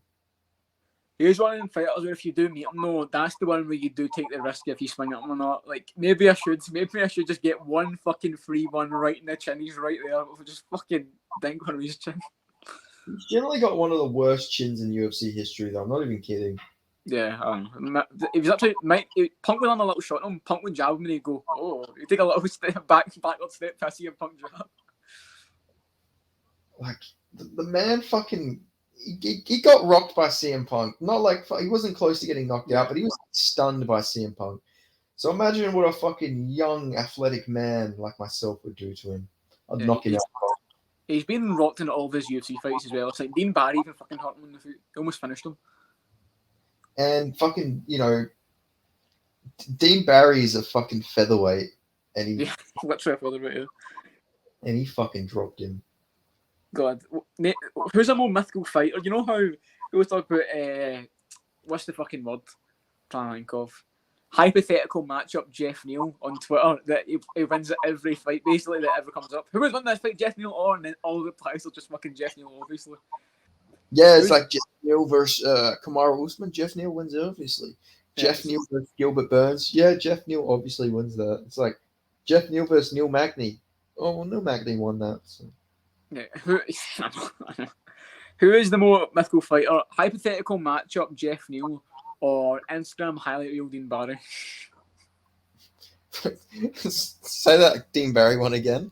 Instagram highlight reel Dean Barry. The 3-second highlight reel with the music playing. I mean, hey man, when your highlight reel's that short, just imagine how quickly he's finishing these guys. Exactly, man. I think there's a more dangerous fighter than Dean Barry in that one fucking Instagram video and that fucking sweep, man. Jesus. Imagine how different the UFC would be if Dean Barry would have beat Mike Jackson. We would be talking about Dean Barry versus Jeff Neal right now in the rankings. I wonder what would have happened because he was going to move down. I think if he beat Mike Jackson, would have moved down. So I don't know what would have happened to him. He would have lost though. Yeah. Who the fuck would he have fought? Imagine though, Dean Barry versus Charlie or Ontiveros. That would have been a good fight. Yeah, I don't even know if he would have won that, to be honest. I think Ontiveros would have won that. He is like nobody can beat that guy in pure striking, and that's a fucking hill I'm ready to die on. Nobody. This guy dropped fucking Kevin Holland with a crescent kick like in 10 seconds. I know. I picked him to beat Steve Garcia, man. It was fucking annoying. You should have fucking. Me too. I did too. I shit you not. I was so excited to watch him fight. I was watching Charlie Ontiveros fights while I waited for his fight to start. I was watching all his interviews and everything, and I was like, damn, this guy seems like a really nice guy. And then when he drops fucking Steve Garcia in the first 20 seconds, like, oh my god, three times he fucking drops him. Somehow that ended up being a 10-8 for fucking Steve Garcia because he almost fucking killed Charlie Ontiveros. Yeah, he fucking cut him up and his fucking blonde hair turned fucking red real quick. That is honestly one of the craziest one rounds in UFC history, though. Yeah, that was just that. I've just got that fucking inner hatred for no reason towards Steve Garcia. I just want him to get finished in every fight. Who did he get booked against? He got booked against. Melchizedek Costa. That's it. I think Costa will beat him. Yeah, Costa's pretty decent, man. Costa's pretty decent. He looked really good against fucking Austin. Yeah. And Steve Garcia is just, I don't know, man. That chin is concerning. He got good recovery to be fair, but he gets hurt every fight because I always say he might be the most easily KO'able fighter that doesn't get KO'd that often. Everyone's got a chance to do it because he gets hit all the time. He just goes, oh, goes all the way down. He looks like the fucking. He looks like the fucking that dickish stepdad in every American movie. I don't know. He looks like I can imagine him sitting at the fucking table reading a newspaper, drinking a coffee, and he's like, "Hey, babe, where's my fucking eggs and bacon?" He doesn't get his bacon. He's just pissed off, and then he looks at the stepson. He's like, "What's got you down, kiddo?" Or someone like that. Yeah. And then the kid can to explain it. So yeah, I wasn't really asking. It was rhetorical, dumbass. Is that the thumbnail finally sorted? We're 2.5 hours into the podcast about Steve Garcia at a fucking family meal. Yeah, it's just Steve Garcia sitting at fucking a dinner table in a 1950s suit, fucking holding a fucking cup of coffee in his hand. people must. I wonder what the percentage is people who know what the fucking thumbnail means, because it's like a fucking treasure trying to fucking find it throughout the podcast. What does this thumbnail refer to? I'm waiting till It's we never get the up same first. time. It's not like we always talk about it right at the start or right at the end. It's just any point in the podcast we could talk about something. It's like that's the thumbnail right there. I can't wait till we start getting like comments from like fans of the podcast and the fucking replies and shit like that. Because besides the Shamil fucking fan club guy responding, we're yet to have anyone really comment on the videos. Yeah, like a little review or a little reference or something. Yeah. Eventually, inshallah. 100%, yeah. Anything that refers to like a timestamp or something, like what the fuck are these guys talking about? Yeah. Yeah, I'll start adding timestamps eventually. I reckon just to Yeah. That's got to be a fucking task though. Adding timestamps to this podcast because you talk about so much fucking shit, you know. Yeah, I fucking we'll figure something out. We will destroy them. Like it'll fucking start with fucking Brad Katona versus Garrett Armfield, and then if 10 minutes later we finally circle back to it after fucking talking about this random shit. Fucking what's it called? Paulo Costa tweeted out, "I'm not pulling out this fight anyway. Let me fight the fuck Gourmet Chen. I'm here in Abu Dhabi already and prepared, motherfuckers." With a DNA and juice box emoji. How recent was that? This was 3 minutes ago. Nice. So yeah, so I was going to say, so it wasn't official, was it? I said that at the start. It wasn't actually confirmed that it was out. Yeah, but Dana did say that it was looking likely he was out, so I fucking have no clue. Well, that's good though. I'd much rather be fucking Costa versus Chimaev than Chimaev versus fucking Dillids or some shit like that. Yeah, well, I mean, Vittori's apparently back in play, so maybe it'll be Vittori. Yeah, I just don't fucking care about that fight. I just don't care about Vittori versus Chimaev. Yeah, especially Vittori has like no hype after that Jared Cannonier fight. Even if Vittori's a bit, maybe Vittori might be a bit after tougher fight, even on short notice, like stylistically, because he's hard to finish. But it's just we've got the beef for the fucking Costa fight, and we just want to see that because like it could on the feet that's gonna be dangerous. I mean. Yeah, and then Vittori doesn't really have much danger on the feet. And, exactly. Yeah. And to be fair, like all it took for fucking Roman Dolidze to like handle Vittori on the feet was a fucking overhand. I think Hamzat's a bit of a better striker than Roman Dolidze. Hot take, I know. Agreed. I know. I don't. Yeah, there's a lot of people that look at her better. I'd honestly go to limit and say Malcolm's pretty fucking 50-50 with Dolidze. Jesus Christ! I think Dolidze would probably chin him, but I don't know. Fucking. I don't know if he would. I don't know, man. Who thinks better, Trevin Giles or Jacob Malcolm? I don't know. That's true. I think fucking Malcolm would probably beat Giles. To be honest, I don't know. Malcolm's a weird one though. Like, yeah, I don't fucking know. I don't know who's got the better jab, Trevin Giles or Jacob Malcolm. Yeah, true. It's like I could see Malcolm, like I could see him beating Dolidze, but I could see him losing to Bruno Ferreira, if that makes sense. Like that's the kind of level of Malcolm. Yeah, fucking Bruno Ferreira, man. Bro, I remember thinking after he knocked that Gregor Rodriguez down, this guy might go on a run, gets fucking absolutely chinned out cold in his next fight. That's why I picked him to lose to Rosaboyev though, because everyone was kind of forgetting that Rodriguez has a very 50-50 chin, and I mentioned that I was like, this guy's a fucking little fucking roided Brazilian guy with power. He could just catch me and put him out cold. I picked Rodriguez because he kind of had to, just off logic. But I picked him to lose to Rosaboyev because like he's not that good. He's just a powerful guy. And Rodriguez's chin is either it's the best I've ever seen, or it's fucking finished in one shot. That's what it is. What do you reckon Sultan's ceiling is? I don't know, man. He's got a lot of fights with him. He ain't that old for how many fights he's got. I think he's like 29 or something. So yeah, 29. He has 35 wins, I think. Yeah. He's got a depth record, but I don't know, man. It's a weird situation because he's so many fights. He's just random guys he's fought. He's beaten some decent guys. So he went 1-1 with fucking Abasov, which is a decent level. But he beat Artem Renzinov as well. If you know who that is. I don't think I don't think so. Maybe, but I would have picked him to lose to Bahalu though. But I think that was pretty solid. So I don't know how far he goes. I mean, you know what's crazy? Fucking the Sultan used to be a lightweight. Fucking hell, man. Did he ever get chinned out lightweight? Because I'm fucking surprised. He's massive. I have no fucking clue, but I went through his Tapology and it says that he's like at the beginning of his career, they're all lightweight bouts. But like a fucking Sharaputian Magomedov fighting a bunch of Indian lightweights to get his resume. Yeah, but no, I think he was generally weighing in at fucking lightweight because they said weighed in at like 70 kilos. Jesus Christ, fucking hell. Yeah, I don't I don't fucking get it. Oh, see if we can get the Rosa Boy celebration again. His fucking coach fucking groped him up to fuck against the cage. Oh yeah, I remember that. That was fucking strange. He has like a he has like a face where he looks fat, but he's not fat. I don't know how to explain it. It's like a fat guy face, but he's not But fat. like Kisrev, but like Kisrev, he's chubby Yeah, face. he looks like he should be fat, but he's not.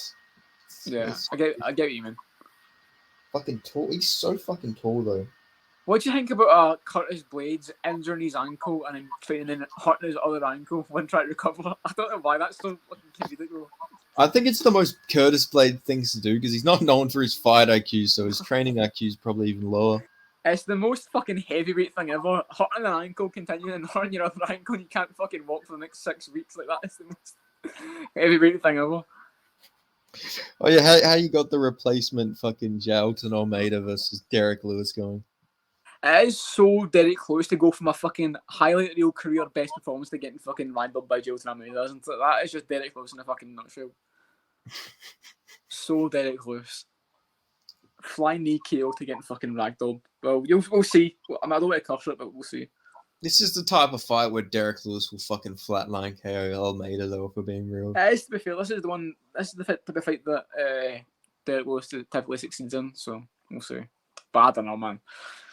I don't know. To be fair, he does defend takedowns. He's defending a couple of takedowns off Blades, but against Spivak, he just got fucking thrown about. But hey, Almeida is not as big, though, to be fair. True, as true. Spivak. He's not a big light heavyweight. And figure Derek does better against like single legs and double legs than he does trips and shit. And Almeida's all about double legs, so maybe he can actually defend him early. That'd be interesting. I mean, Almeida also said he wanted to test his striking for his next fight. So. Which is, but Almeida's light heavyweight. He's a bit faster, so I could see him like kind of getting in and out against Lewis and then getting out of the danger and stuff. I don't know if he'll be able to be hit as much, but we'll see. Well, I think about it. In his first fights against like Parker Porter and shit, it was front kick double leg easy. Against Shamil, he got a hit, and then against Rosenstruck, he got the first takedown defended. So maybe Lewis puts it all together. Defends takedown, hits him, and then puts him out. You know what I mean? Slowly, people have been figuring out Almeida's style. That is so heavyweight. One by one, they've been figuring out one move to counter him, and eventually someone's got to find a game plan to beat him. That is so funny. His first fight's easy. Front kick, double leg. Shamil was like, "Oh, I could actually punch him here. Punch him, gets taken down." Rosenstruck, I could punch him and defend the takedown. Now Lewis got to fucking put it all together, and he's got to complete a fucking heavyweight masterpiece. We're gonna see the fastest fucking KO, and it's gonna be Almeida's gonna throw a front kick, and as soon as he throws that front kick, Derek Lewis is gonna uppercut him to fucking hell with the fucking uppercut. In Brazil as well, in fucking Sao Paulo, imagine. Jesus Christ. Fucking big hammer fist. That's the fucking taunt, imagine. Jesus Christ. Jesus, you just see all the Brazilians jump the fucking fence, and Derek Lewis is like his pants are halfway down because his balls are hot, and he fucking slips over. There's a fucking swan bombing at the crowd when he's fucking half naked. Crazy Bob Cook Crazy Bob Cook's AKA. Who's fucking Bob Perez? Bob Perez is like fighting off the fucking Brazilian crowd. He gets overwhelmed though. Yeah. What do you think, like, I know that's a couple of weeks away, but what do you think, like, the percentages for the Brazilians winning that event? What do you think most of them will win? So I got Caio Borrello winning. Yeah. Bon Fim, that. Yeah, you imagine both the Bon Fims when they're fighting fucking Dalby and Vince Pichel. Jesus. Yeah, I think both the Bon Fims should win. If fucking Ismail loses to fucking Vince at this stage. Vince from hell, Pichel, what a beast. Fucking Pichel though. Pichel is like underrated, but he's alright. He beat Austin Hubbard before. He arguably beat Madsen as well. Yeah, and he beat Jim Miller. Now Jim Miller's on a run. Jim Miller, yeah, true. Beat Roosevelt Roberts. Yeah, he's actually fucking underrated. Yeah, who did he lose to like recently? I know he lost to Madsen, but other than that, I'm trying to think who else he lost to. I think it was just Madsen, wasn't it? Yeah, that's the only like recent loss. There's no way that's his only loss in like the past like 5 years. He must have lost to someone else, surely. I mean, he lost to Gillespie, didn't he? Yeah, but that was in like 2019. So yeah, I think in 2018 to be honest. I think before that. Maybe Vince Michelle was in a fucking run.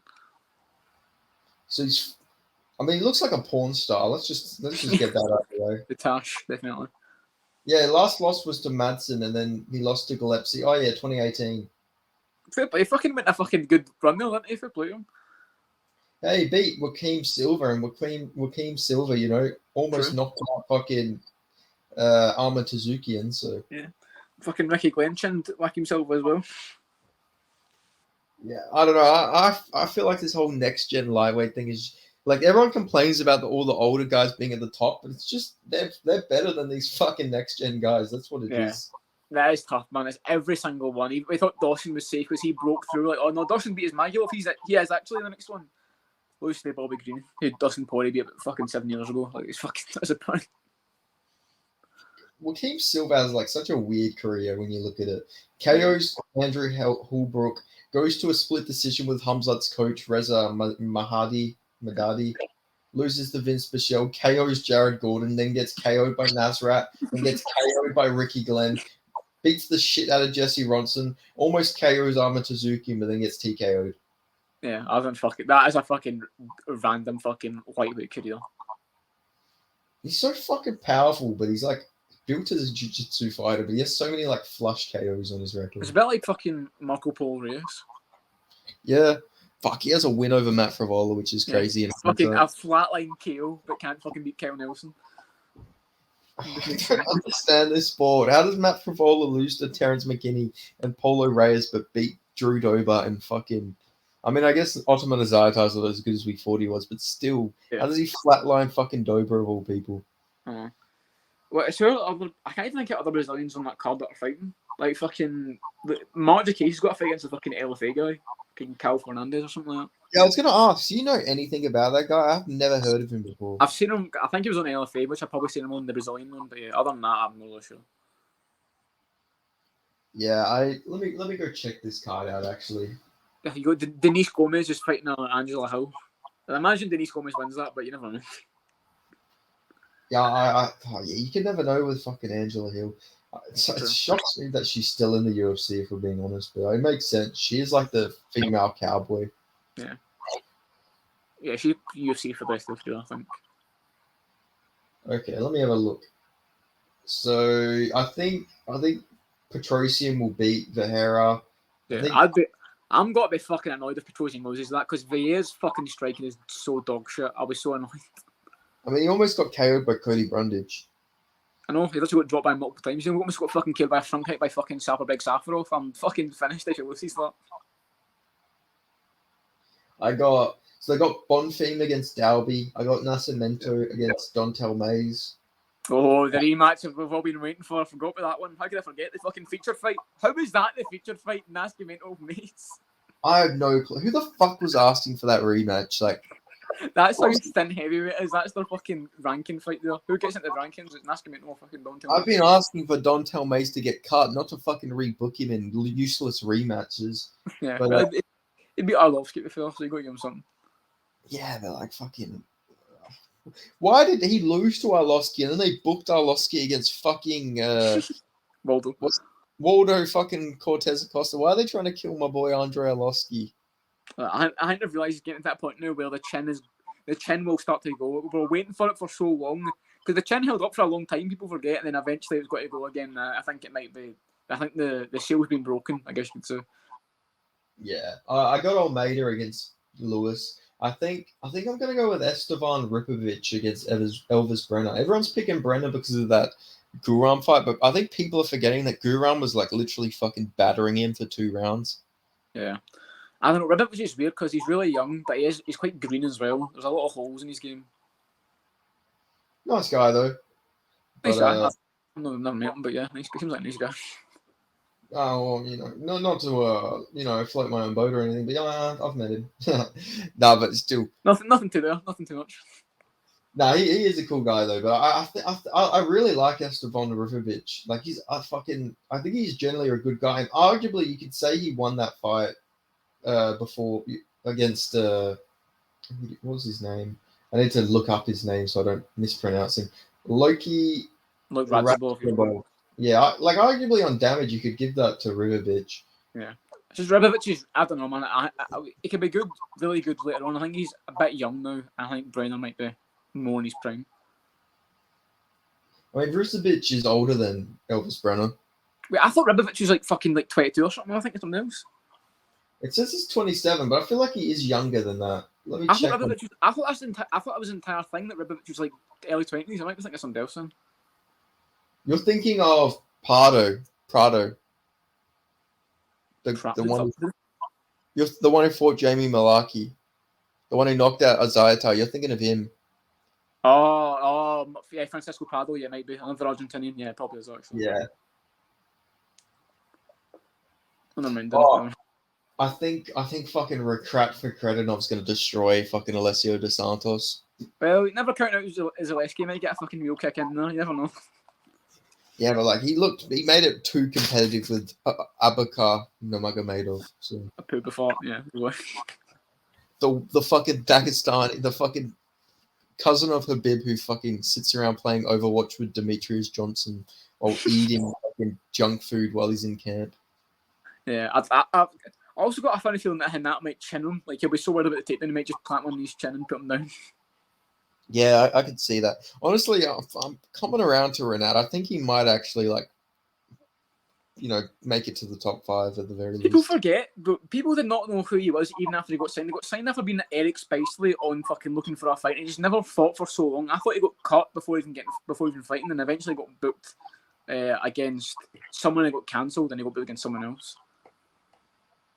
Yeah, he did get booked against. I'm trying to remember. It was that middleweight because he originally was his first fight Noah Andreas Michailidis, the good guy.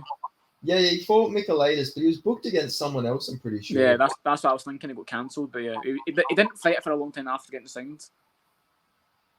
Let me look it up. Renat UFC. Because I know who he was because of that fight on Looking for a Fight. I remember seeing him training Eric Spice, and I was like, "Where's this guy got to fucking fight sooner or later?" Yeah, same. I seen that, and I was like, "Damn, this guy looks like he could be good." No, actually, no, he wasn't booked against anyone. He did have a fight with Michael Morales, but that got cancelled. That would have actually been really interesting to see. Yeah, but honestly, it would have been a shame to see either of them lose at that point. So it's kind of good that didn't happen. Yeah, I agree. But then we had to see Brian Battle lose, who was also a good prospect. So true. Yeah, but it wasn't undefeated though, and he's older as well. So yeah, but Renat's not undefeated either. To be fair. Yeah. Yeah. True. The first fight, everyone thinks he's Dagestani. Then you tell him that no, he's not actually Dagestani. I say, oh, he's Chechen, and then they say, oh, well, no, he's actually not Chechen. He's neither. He's a Tatar. I think that's how you pronounce it. Yeah, that's not. Yeah. Do you ever notice that it's always like the fun Russians are always not Dagestani? Yeah, I know.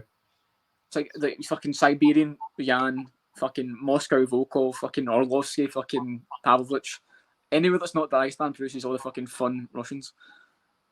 Well, like fun personality-wise, or?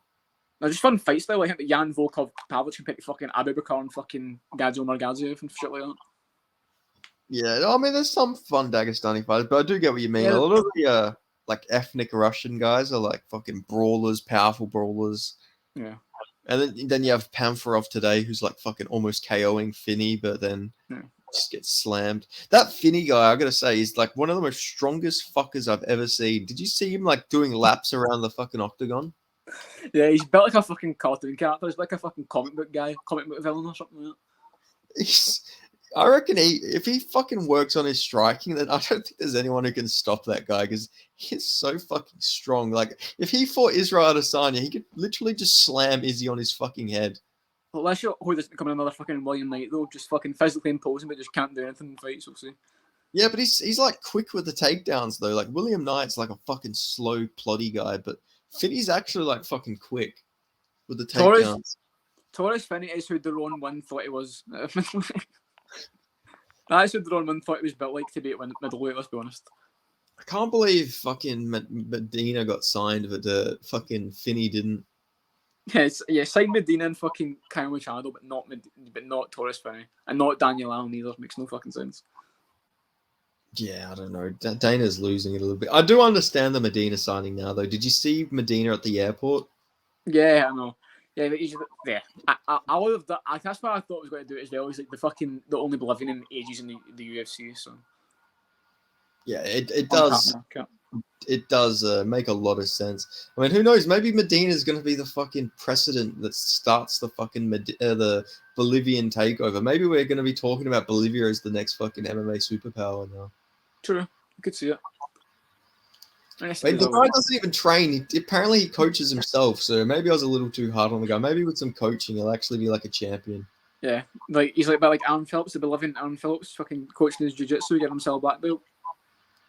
God, man, he's gonna get fucking killed. Though. Let's be real.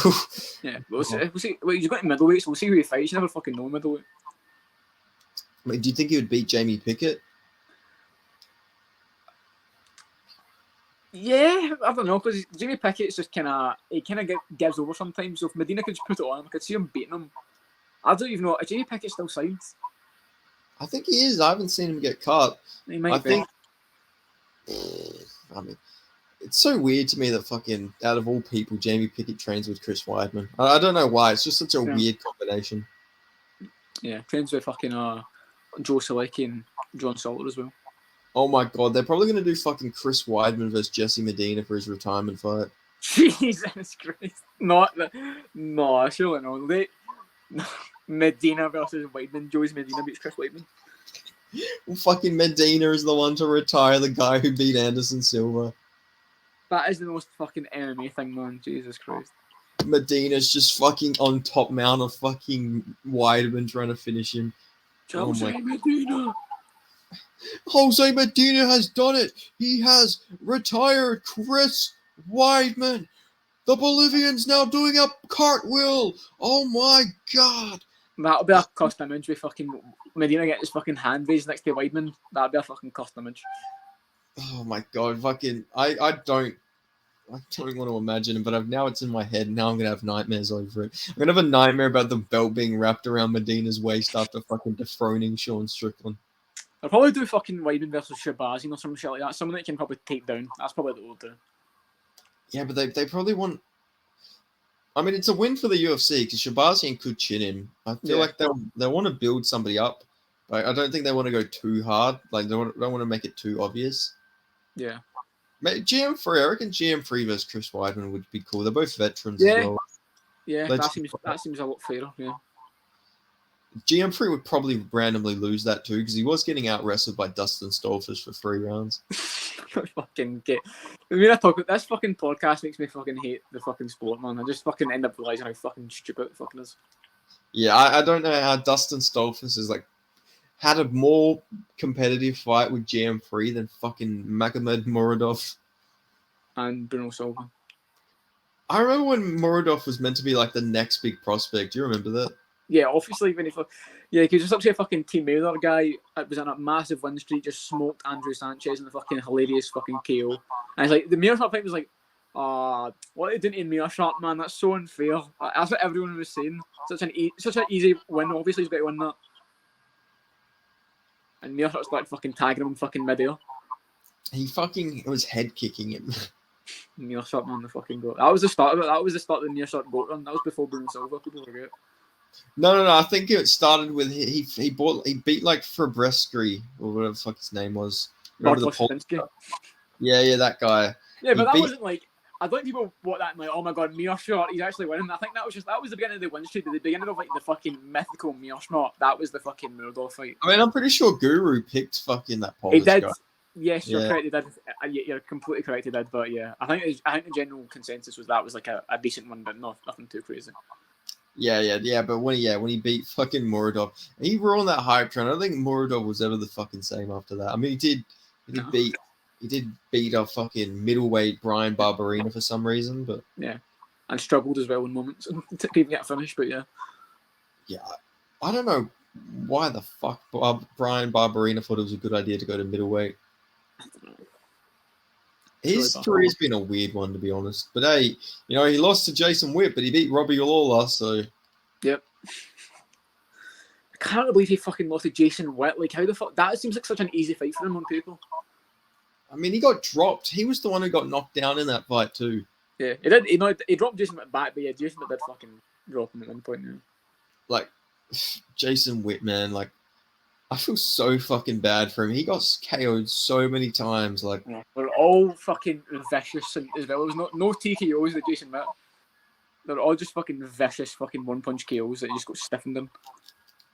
my fucking Matthew Semmelsberger, Sato, fucking George Quinlan. Like, they should have Phil just Rowe. get Jeremiah Wells while they're at it. Oh, Jesus Christ, not that. I think he's retired now, Jason. Oh, I just see him posting golf on Instagram. And his dog. He retired and now he's I think he moved to like Hawaii or something, or went on holiday. I remember there being a photo with him and his wife. Oh, that's wholesome. Good for him, Oh, man. Good for him. He'll always have that win over Brian Barberena and Cole Williams. Yeah, it's fuck. I don't understand it. And the fact that Jason Witts had a post-fight interview is weird. Two of them. Yeah, I understand what you mean. It does make me hate the sport a little bit. MMA Math says that fucking Jason Witt would beat Melvin Manhoof. Yeah, it's such a fucking random one, but yeah, he's the lineal fucking welterweight champion, if anything. Yeah, getting hell. Yeah, this sport sucks. Yeah. Would you just stop watching MMA? Do you want me to the fucking what's our spurs next? The fucking tennis Commonwealth Connection. Yeah, we'll just start talking about fucking tennis and golf. Yeah. Pick a sport that neither of us have ever fucking watched before, like fucking camel riding or something like that. Oh, well, you know, it's in honor of Jackson versus Miletich fight. We will become the fucking what's his fucking thing? Badminton. Yeah. I don't even know what the fuck it is, man. It's like that sport where it's basically just tennis. I'll be honest. It's basically just tennis. Yeah. Oh, yeah. I had to play that in fucking high school. It was shit. I know, it was dog shit, man. My hand-eye coordination for anything but MMA is terrible. That tells you that MMA is for rejects, by the way. The fact that I'm so shit at every sport but MMA says so much about how the sport works. I mean, fucking... I remember playing it and I was like, this is just like a shitter, harder version of tennis. Yeah, it's like, it looks so easy to hit it, but it's actually fucking so hard. But yeah, shit sport. Did you play? Pardon? I was just saying, getting the high school flashbacks, man. Me just sitting up trying to hit that fucking. What do you call them again? I can't remember what you call things. Badminton. There's a name for them. Not a ball, but it's like a shuttlecock. I think it is. Yeah, shuttlecock. Try hit it. I'm just fucking something like I wanted to kill myself, man. I'm fucking sick of this shit. And this fucking gym hall. Fucking annoying.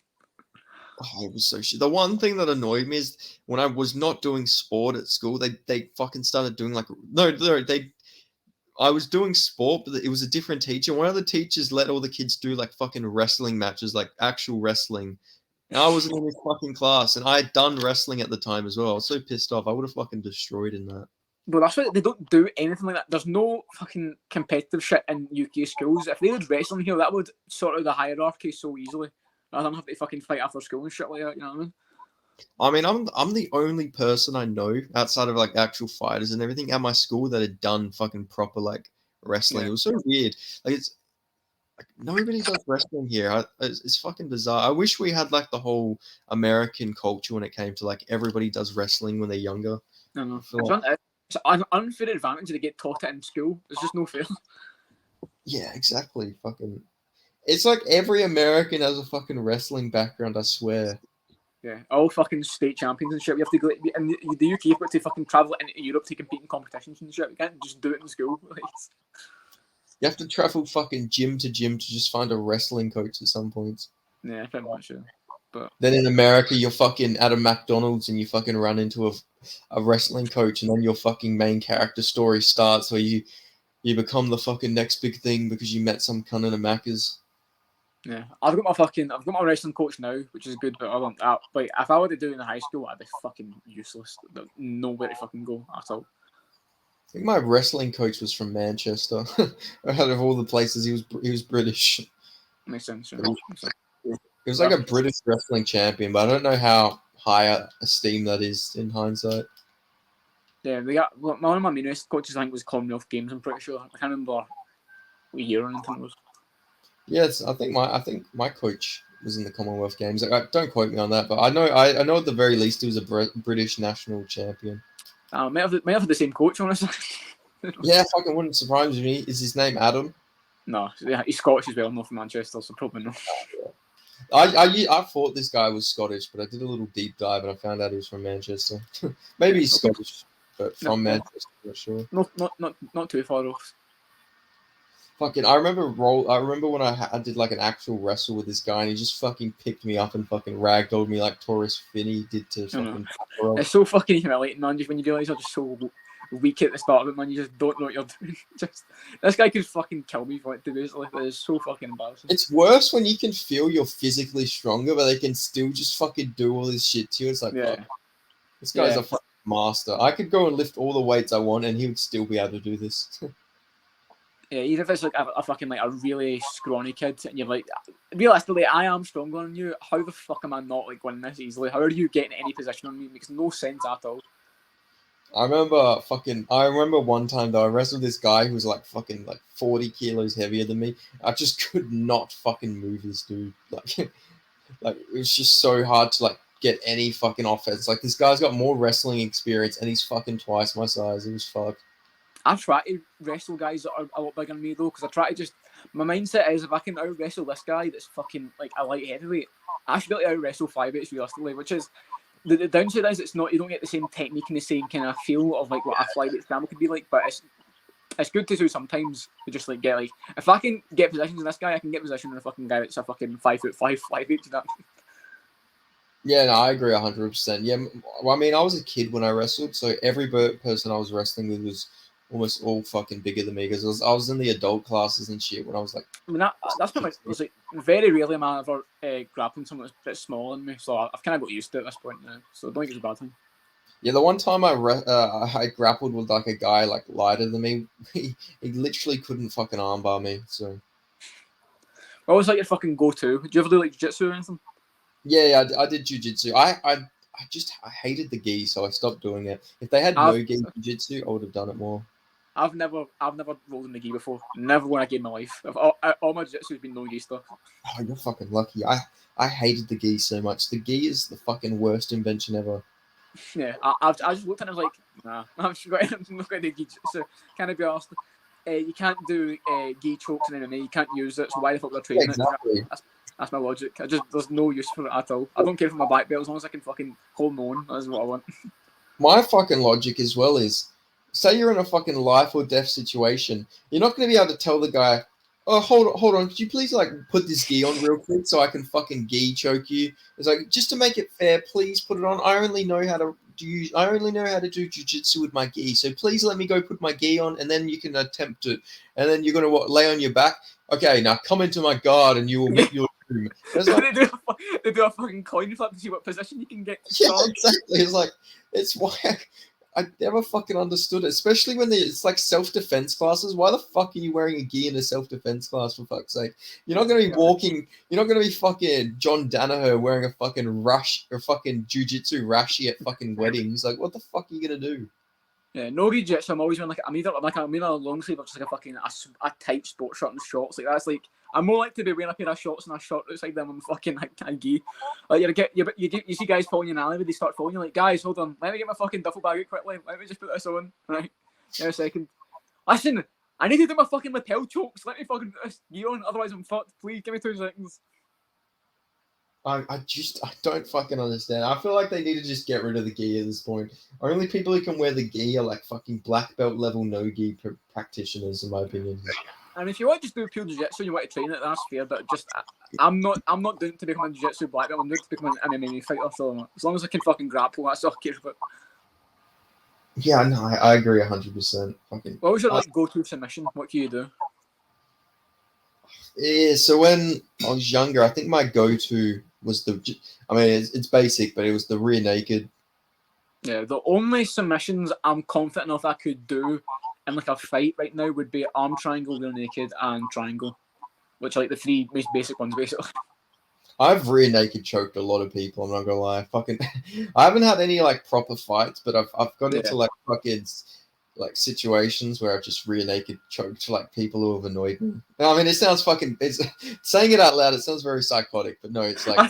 I thought I was going to agree with you. I was like, yeah. I mean, I thought you meant like in rolling. I get rear naked chokes. I didn't mean like real life scenarios. I've never fucking submitted anyone in like a fucking fight before. Like a fucking Ezekiel choke out of nowhere. Nah, I remember fucking when I was drunk. Me and my friends were drunk, and one of my friends wanted to like grapple, so I like just immediately jumped on his back and fucking flattened him out and rear naked choked him in 6 seconds. It is so funny though, because when you get people that they've never grappled before, they have no fucking idea what they're doing. It's so easy. That's why it's funny. I had one of my friends when we were down south. He was like, he just randomly like backpacked positioned me, and fucking I just couldn't fucking get out. Obviously, and he's like, "Yeah, I got a good backpack position. You'll never be." He was saying all this stuff. It's like, cunt, nobody can get out of a backpack position, especially if you don't know fucking grappling. Like, you're not going to be going for submissions. So how the fuck am I going to escape? You're just going to hold me here and do nothing. It's like, it was so weird. It was so fucking bizarre. But You got to just fucking Michael Chandler, just fucking jump backwards and fucking try to get him off. Yeah, but we're on like the fucking ground, so it's like, No. well, I'm not going to slam his head into concrete. I'm not going to kill my Yeah, friend. that's what you got to do though. If someone has you, that's the only way to break it. It's like, oh, do you want to take my back and fuck with you? Slam his fucking head in the ground. Nah, but fucking in like a street fight position, I don't even give a shit. I will fucking bite someone if they fucking put me in a backpack position. Like, yeah, on the streets especially. Like, I'm trying to get the fuck out of there if somebody's got me backpacked. Yeah, street fight is fair game. Fucking finger manipulation, eye pokes and shit like that. Fucking grabbing your fucking balls and fucking getting a wee twist until you come off. I was trying to. It's fun. It's fucking weird, but I was like tickling my friend's fucking feet to try and get out. I was trying to maneuver him out. You know when you fucking tickle someone, it makes them fucking jump up. I was trying to like get him to jump up so I could like fucking get sneak out the back, but it didn't work. Try to fucking tap on the kneecap to get the light to react. That fucking the little reaction. I was pulling his fucking fingers back and everything though. It was fucking hurting him. So. What's like what do you think is the most like satisfying submission to get? What's like the most fucking dominant? Like, yeah, I fucking beat you here. What's like the most? Oh, Kimura. Yeah, the only one I can say is like I think arm triangle was so satisfying. Just getting in, sinking at the floor. That is so fucking powerful. Feeling the fucking.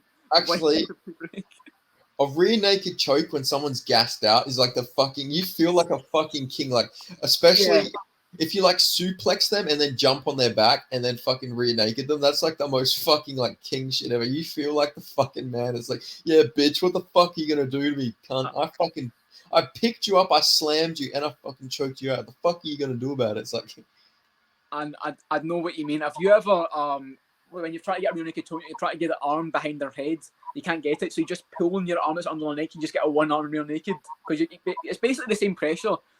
They try to block the other hand from getting behind there. You can just pull on your wrist, and the one that's already on their chin, it's just like, oh fuck, they just grab themselves basically. It's so satisfying when you've like 2 steps ahead of them with that. My favorite thing in grappling was like the wrestling, but my sprawls. I have really good fucking sprawls. I feel like if I learnt to like proper dasses, I would have had a mean dance because like I had some really good fucking sprawling. Like I don't know, my wrestling, even before I did any wrestling, when I'd have like street fights on like on the schoolyard or anything, everyone would say to me like about how good my wrestling was, and I'd never done any fucking wrestling. I think I just had that natural. Some people are natural strikers, some people are natural grapplers, but I was literally coming out with fucking sprawls and shit, and I'd never done wrestling at the time. It was fucking crazy. There was no grappling nor fights in school, man. Every time it was just get fucking punched in the head and that was it. Like, I don't remember anyone getting like taken down. It was just always just some guy getting their fucking face punched and the teachers were coming to stop it. That's all the fucking fights from our school. My like last like proper fight that I had was, not proper. Actually, there's a few other fights, but this was like, I remember there was this guy and he was like trying to fucking startle me for some reason, and he was like saying like his friend wanted to fight me, and I was like, nah, I want to fight you. And then at like recess, he came over with all his friends like to confront me and try and like fight me, but he said he didn't want to fight there or something. But then I got up and I like fucking bitch slapped him, like I pimp slapped him and shoved him. And then we started fucking fighting, and I literally just dirty boxed his fucking face off. Like I fucking cut his eye. I gave him a black eye. I was just literally just fucking put him in a headlock and just kept fucking punching him in the fucking face. It was so satisfying. I felt like a fucking I think I may have gave him a little dog kick into the stomach while he was on the ground, but I was like fucking so fired up with adrenaline. The head kick, the fucking headlock is the classic. Someone, and this was in my primary school, not high school. In primary school, someone got someone in a fucking headlock, took a bite out of an apple and started giving them a fucking noogie with a half-bitten apple. Fucking schoolyard. Fucking hell, that's fucking intense. It was funny as fuck though, because he started making a fucking noise when he was doing it, fucking shredding this fucking half bit apple. He said it was funny. What's like the most violent like street fight you've ever seen? Most violent, I think. I feel like skill fights and national fights never end up getting like bloody. No one ever got cut open. None I've seen, at least. I can't speak for that, but I don't know about most violent. I just thought somebody getting fucking dropped in the back of the head. That's probably it. Just a fucking oh fuck. I was a fucking swift on the back of the head on the concrete. That's probably about it. But I've not seen like anything too crazy. I would say. Oh fuck! All right, I have a story for you. So this might be the longest podcast yet. By the way, I think we're getting there. Yeah. Oh no, this is the longest by far. But fucking. The fucking 3-year-olds, Jesus Christ. So there was this fight between this guy who's like he claimed to be a purple belt in jiu-jitsu. I don't know if it was true or not. He did do jiu-jitsu. I don't know if he was a purple belt. He was about like 15 or something at the time. And he fought this rugby player. This rugby player was like fucking, I'd say like a solid 20 kilos heavier than this jiu-jitsu guy. So the fight starts, they touch gloves like it's a fucking UFC fight night main event. Like they're facing off and they touch gloves. It was so fucking bizarre.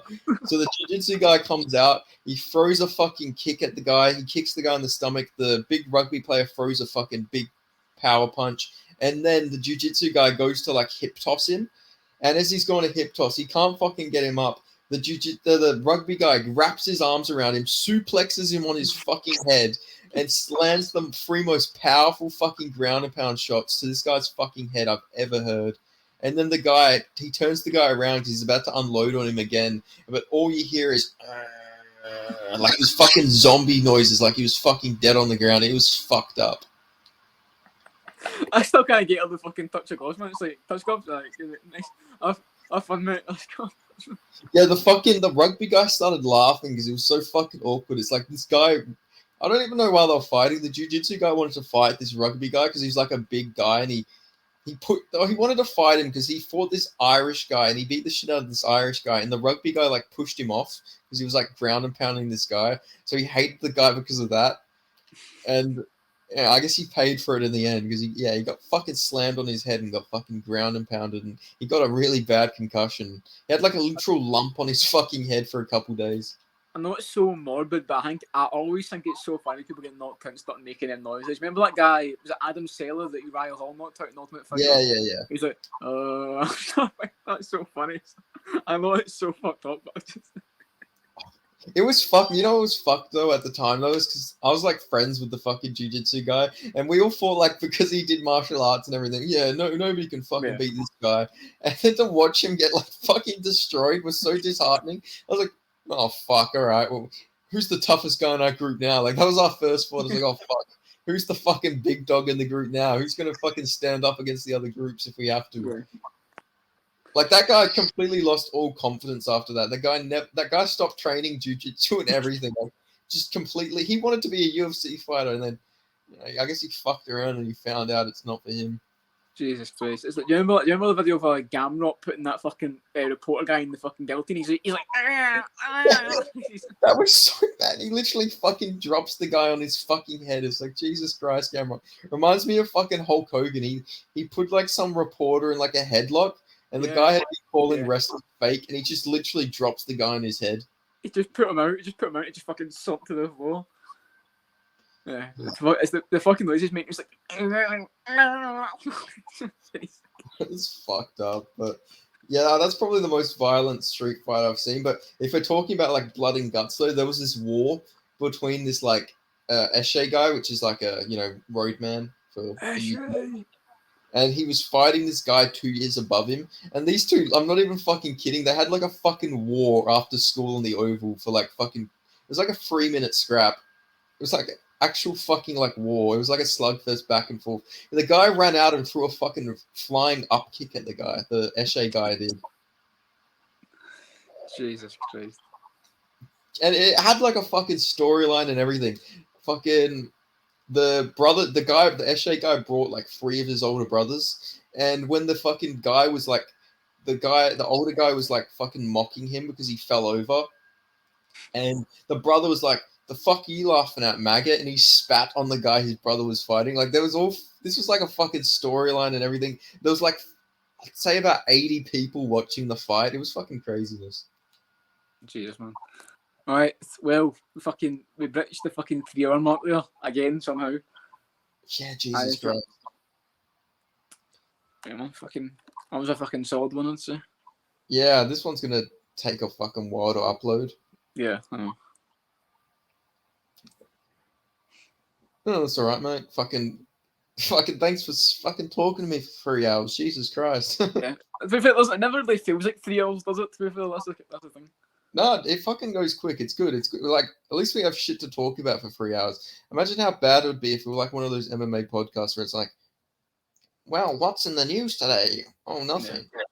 Yeah. So what's today, Greg? Like, fucking, just they start talking about fucking taking their kids to fucking school and all this shit. It's like, nobody wants to hear that. That always happens, man. I hate when MMA podcasts do that, especially when it's like predicting. I wouldn't name names, but if you probably be able to guess who it is if you watch them.